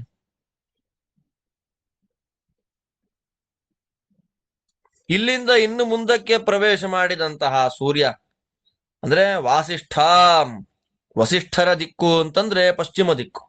ಆ ಪಶ್ಚಿಮ ದಿಕ್ಕಿಗೆ ಪ್ರವೇಶ ಮಾಡಿದ ಸೂರ್ಯ ಏನ್ ಮಾಡ್ತಾನೆ? ಹಿಮವನ್ನ ಸೃಷ್ಟಿ ಮಾಡ್ತಾನೆ. ದಕ್ಷಿಣದಲ್ಲಿ ಮಳೆ, ಪಶ್ಚಿಮದಲ್ಲಿ ಹಿಮ. ಆದ್ದರಿಂದ ಗಾಲವರೇ, ಇಲ್ಲೇ ನಾನು ಈ ದಿಕ್ಕಿನಲ್ಲಿ ಸಂಚಾರ ಮಾಡುವಾಗ ಸಿಕ್ಕಾಪಟ್ಟೆ ಹಸಿವಾಗೋಯ್ತು ನನಗೆ. ಏನ್ ಮಾಡಬೇಕು, ಹಸಿವನ್ನ ತಡೆಸ್ಕೊಳ್ಳಿಕ್ಕೆ ಊಟಕ್ಕೆ ಏನ್ ಮಾಡಬೇಕು ಅಂತ ಪ್ರಯತ್ನ ಪಡ್ತಿರುವಾಗ ದೊಡ್ಡ ಆನೆ ಮತ್ತು ಆಮೆ ಯುದ್ಧ ಮಾಡ್ತಾ ಇತ್ತು. ಅದನ್ನ ಹಿಡ್ಕೊಂಡು ತಿಂದೆ. ಆ ಕಥೆ ಗೊತ್ತಿದೆ ನಮಗೆ. ಇಲ್ಲೇ ಇಂದ್ರದೇವರಿಂದ ಹುಟ್ಟಿದ ಒಬ್ಬ ಋಷಿ, ಶಕ್ರಧನು ಅಂತ ಅವನ ಹೆಸರು. ಸೂರ್ಯನ ಇಂದ್ರ ಅಂತೀನಿ, ಸೂರ್ಯಾಜಾತ, ಸೂರ್ಯನಿಂದ ಹುಟ್ಟಿದ ಒಬ್ಬ ಋಷಿ. ಅವನಿಗೆ ಕಪಿಲ ಅಂತ ಕರೀತಾ. ಇದೇನ್ ವ್ಯತ್ಯಾಸವಾಗಿ ಹೇಳ್ತಾ ಇದ್ದಾರಲ್ಲ. ಕಥೆಯನ್ನ ಹೇಳುವಾಗ ವೇದವ್ಯಾಸ ದೇವರು ಕನ್ಫ್ಯೂಷನ್ ಮಾಡಿಸ್ತಾರೆ, ವ್ಯತ್ಯಾಸ ಮಾಡಿ. ವ್ಯತ್ಯಾಸ ಇಲ್ಲಿ. ಸೂರ್ಯನಿಂದ ಹುಟ್ಟಿದವನು ಶಕ್ರಧನುಸ್ಸನ್ನುವ ಋಷಿ ಬೇರೆ ಇದ್ದಾನೆ. ಇಲ್ಲಿ ಏನಂತಾರೆ? ಅವನನ್ನೇ ಕಪಿಲ ಅಂತ ಕರೆದ್ರು. ಇದೊಂಥರ ಕನ್ಫ್ಯೂಸ್ ಮಾಡಿ ತತ್ವವನ್ನ ಕೇಳಲಿಕ್ಕೆ ಪ್ರಯತ್ನ ಮಾಡಲಿಕ್ಕೆ, ನಿರ್ಧಾರ ಮಾಡ್ಕೊಳ್ಳಿಕ್ಕೆ ನಮ್ಮನ್ನ ರೆಡಿ ಮಾಡುವಂತಹ ನಿರೂಪಣೆಗಳಿದೆಲ್ಲ. ಇರ್ಲಿ, ಕಪಿಲ ಯಾರು ಅಂತ ನಮಗೆ ಗೊತ್ತಿದೆ. ಅವನೇ ಆ ಶಕ್ರಧನುಸ್ ಎನ್ನುವ ಕಪಿಲನೇ ಸಗರನ ಮಕ್ಕಳನ್ನ ನಾಶ ಮಾಡಿದ್ದು. ಇದೇ ದಿಕ್ಕಿನಲ್ಲೇ ಶಿವ ಅನ್ನುವಂತಹ ಗುಂಪು, ವೇದವನ್ನ ಚೆನ್ನಾಗಿ ಅಧ್ಯಯನ ಮಾಡಿದ ಬ್ರಾಹ್ಮಣರ ಗುಂಪು, ಅವರು ಎಲ್ಲ ವೇದಗಳನ್ನ ಓದಿ ಸಿದ್ಧರಾಗಿ, ಅಂದ್ರೆ ವೇದಗಳ ಸಿದ್ಧಿಯನ್ನ ಪಡೆದು ದಕ್ಷಿಣ ದಿಕ್ಕಿನಲ್ಲೇ ಇರುವ ಯಮನ ಮನೆಗೆ ಹೋಗಲಿಲ್ಲ. ಎಂಥ ಮಾತು ನೋಡಿ. ದಕ್ಷಿಣ ದಿಕ್ಕಿನಲ್ಲೇ ಇದ್ದು ಅಲ್ಲೇ ಅಧ್ಯಯನ ಮಾಡಿ, ಅಲ್ಲೇ ಸಾಧನ ಮಾಡಿ, ಅಲ್ಲೇ ಸಿದ್ಧಿ ಪಡೆದು ಮೋಕ್ಷಕ್ಕೆ ಹೋದ್ರು ಬಿಟ್ರೆ ಯಮನ ಮನೆಗೆ ಹೋಗಲಿಲ್ಲ. ಇಲ್ಲೇ ವಾಸುಕಿ, ತಕ್ಷಕ, ಐರಾವತ ಇವರೆಲ್ಲರೂ ವಾಸ ಮಾಡುವ ಭೋಗವತಿ ಅನ್ನುವ ನಗರ ಇಲ್ಲೇ ಇದೆ. ದಕ್ಷಿಣ ದಿಕ್ಕಿನಲ್ಲಿ ಸತ್ತೋಗಿ ಯಮ ಮಾರ್ಗದಲ್ಲಿ ಪ್ರಯಾಣ ಮಾಡುವಾಗ ದೊಡ್ಡ ಕತ್ತಲು ಸಿಗತ್ತೆ. ಅದನ್ನ ತಮಸ್ಸು ಅಂತಾರೆ. ಆ ತಮಸ್ಸು ಎಷ್ಟು ಗಟ್ಟಿಯಾಗಿದೆ ಅಂದ್ರೆ ಸೂರ್ಯ ಕಿರಣ ಅಥವಾ ಅಗ್ನಿ ಇದು ಯಾವುದವೂ ನಾಶ ಮಾಡ್ಲಿಕ್ಕಾಗದೇ ಇರುವಷ್ಟು ಸಾಂದ್ರವಾದ ಗಟ್ಟಿಯಾದಂತ ತಮಸ್ಸು ಅಲ್ಲಿದೆಯಪ್ಪ. ಗಾಲವಾ ನೋಡು, ಇದರಲ್ಲಿ ಏನಾದ್ರೂ ಸುಖ ಇತ್ತ? ದುಃಖವೇ ಅಲ್ವಾ, ಸಂತಾಪವೇ ಅಲ್ವಾ? ದುಃಖಮಯವಾದ ದಕ್ಷಿಣ ದಿಕ್ಕಿನ ಬಗ್ಗೆ ನಾನು ನಿರೂಪಣೆ ಮಾಡಿದ್ದೇನೆ. ಹೋಗ್ಬೇಕಾ? ಅಥವಾ ಪಶ್ಚಿಮ ದಿಕ್ಕಿನ ಬಗ್ಗೆ ಕೇಳಿ ಅಲ್ಲಿ ಹೋಗ್ಬೇಕು ಅಂತ ಆಸೆ ಪಡ್ತೀಯಾ? ಇದಂತೂ ಹೇಳಿದ್ದೇನೆ ಈಗ ನಿನಗೆ. ಹೋಗೋಣ ಬೇಕಾದ್ರೆ, ಇಷ್ಟ ಇದ್ರೆ. ಇಲ್ಲ ಅಂದ್ರೆ ಪಶ್ಚಿಮ ದಿಕ್ಕಿನ ಗುಣವರ್ಣನೆಯನ್ನ ಮಾಡ್ತೀನಿ, ಅದನ್ನ ಕೇಳಿ ಅಲ್ಲಿಗೆ ಬೇಕಾದ್ರೂ ಹೋಗ್ಲಿಕ್ಕೆ ಪ್ರಯತ್ನ ಪಡೋಣ ಅಂತ ಹೇಳಿ ಗರುಡದೇವರು ಗಾಲವರಿಗೆ ದುಃಖಿತರಾದ ಗುರುದಕ್ಷಿಣೆಯನ್ನು ಹೇಗೆ ಕೊಡೋದು ಅಂತ ಟೆನ್ಷನ್ ಮಾಡಿಕೊಂಡ ಗಾಲವರಿಗೆ 4 ದಿಕ್ಕುಗಳನ್ನು ವರ್ಣನೆ ಮಾಡುವಾಗ ಆರಂಭದಲ್ಲಿ ಪೂರ್ವ ದಕ್ಷಿಣ ದಿಕ್ಕುಗಳ ನಿರೂಪಣೆಯನ್ನು ಮಾಡಿದ ಪಾಠದೊಂದಿಗೆ ಇತಿ ಶ್ರೀಮನ್ ಮಹಾಭಾರತೆ ಶತಸಹಸ್ರಿಕಾಯಾಂ ಸಂಹಿತಾಯಾಂ ವೈಯಾಸಿಕ್ಯಾಂ ಉದ್ಯೋಗ ಪರ್ವಣಿ ಅಷ್ಟೋತ್ತರ ಶತತಮೋಧ್ಯಾಯ ಭಗವದ್ಧ್ಯಾನ ಪರ್ವಣಿ 39 ಶ್ರೀಮದ್ವೇದವ್ಯಾಸ ವಿರಚಿತ ಲಕ್ಷ ಶ್ಲೋಕಾತ್ಮಕ ಶ್ರೀಮನ್ ಮಹಾಭಾರತ ಸಂಹಿತಾದಲ್ಲಿ ಉದ್ಯೋಗ ಪರ್ವದಲ್ಲಿ 108 ಅಧ್ಯಾಯಗಳು, ಭಗವದ್ಧ್ಯಾನ ಪರ್ವದಲ್ಲಿ 39 ಅಧ್ಯಾಯಗಳು ಮುಗಿತಾ ಇದೆ. ಇನ್ನು ಉಳಿದ ದಿಕ್ಕುಗಳು ಮತ್ತೆ ಗಾಲವರ ಚರಿತ್ರೆ ಮತ್ತೆ ಯಯಾತಿಯ ಭೇಟಿ, ಅದೆಲ್ಲ ಚರಿತ್ರೆಯನ್ನು ಮತ್ತೆ ನಾಳೆಯಿಂದ ಪಾಠದಲ್ಲಿ ಮನನ ಮಾಡೋಣ, ಅನುಸಂಧಾನ ಮಾಡೋಣ ಅಂತ ಹೇಳ್ತಾ ಇವತ್ತಿನ ಪಾಠ ಇಲ್ಲಿ ಮುಗಿಸ್ತಾ ಇದ್ದೇನೆ. ನಿಮ್ಮೆಲ್ಲರಿಗೂ ಭಗವಂತ ಒಳ್ಳೆಯದು ಮಾಡಲಿ. ಶ್ರೀಕೃಷ್ಣ ಅರ್ಪಣಮಸ್ತು.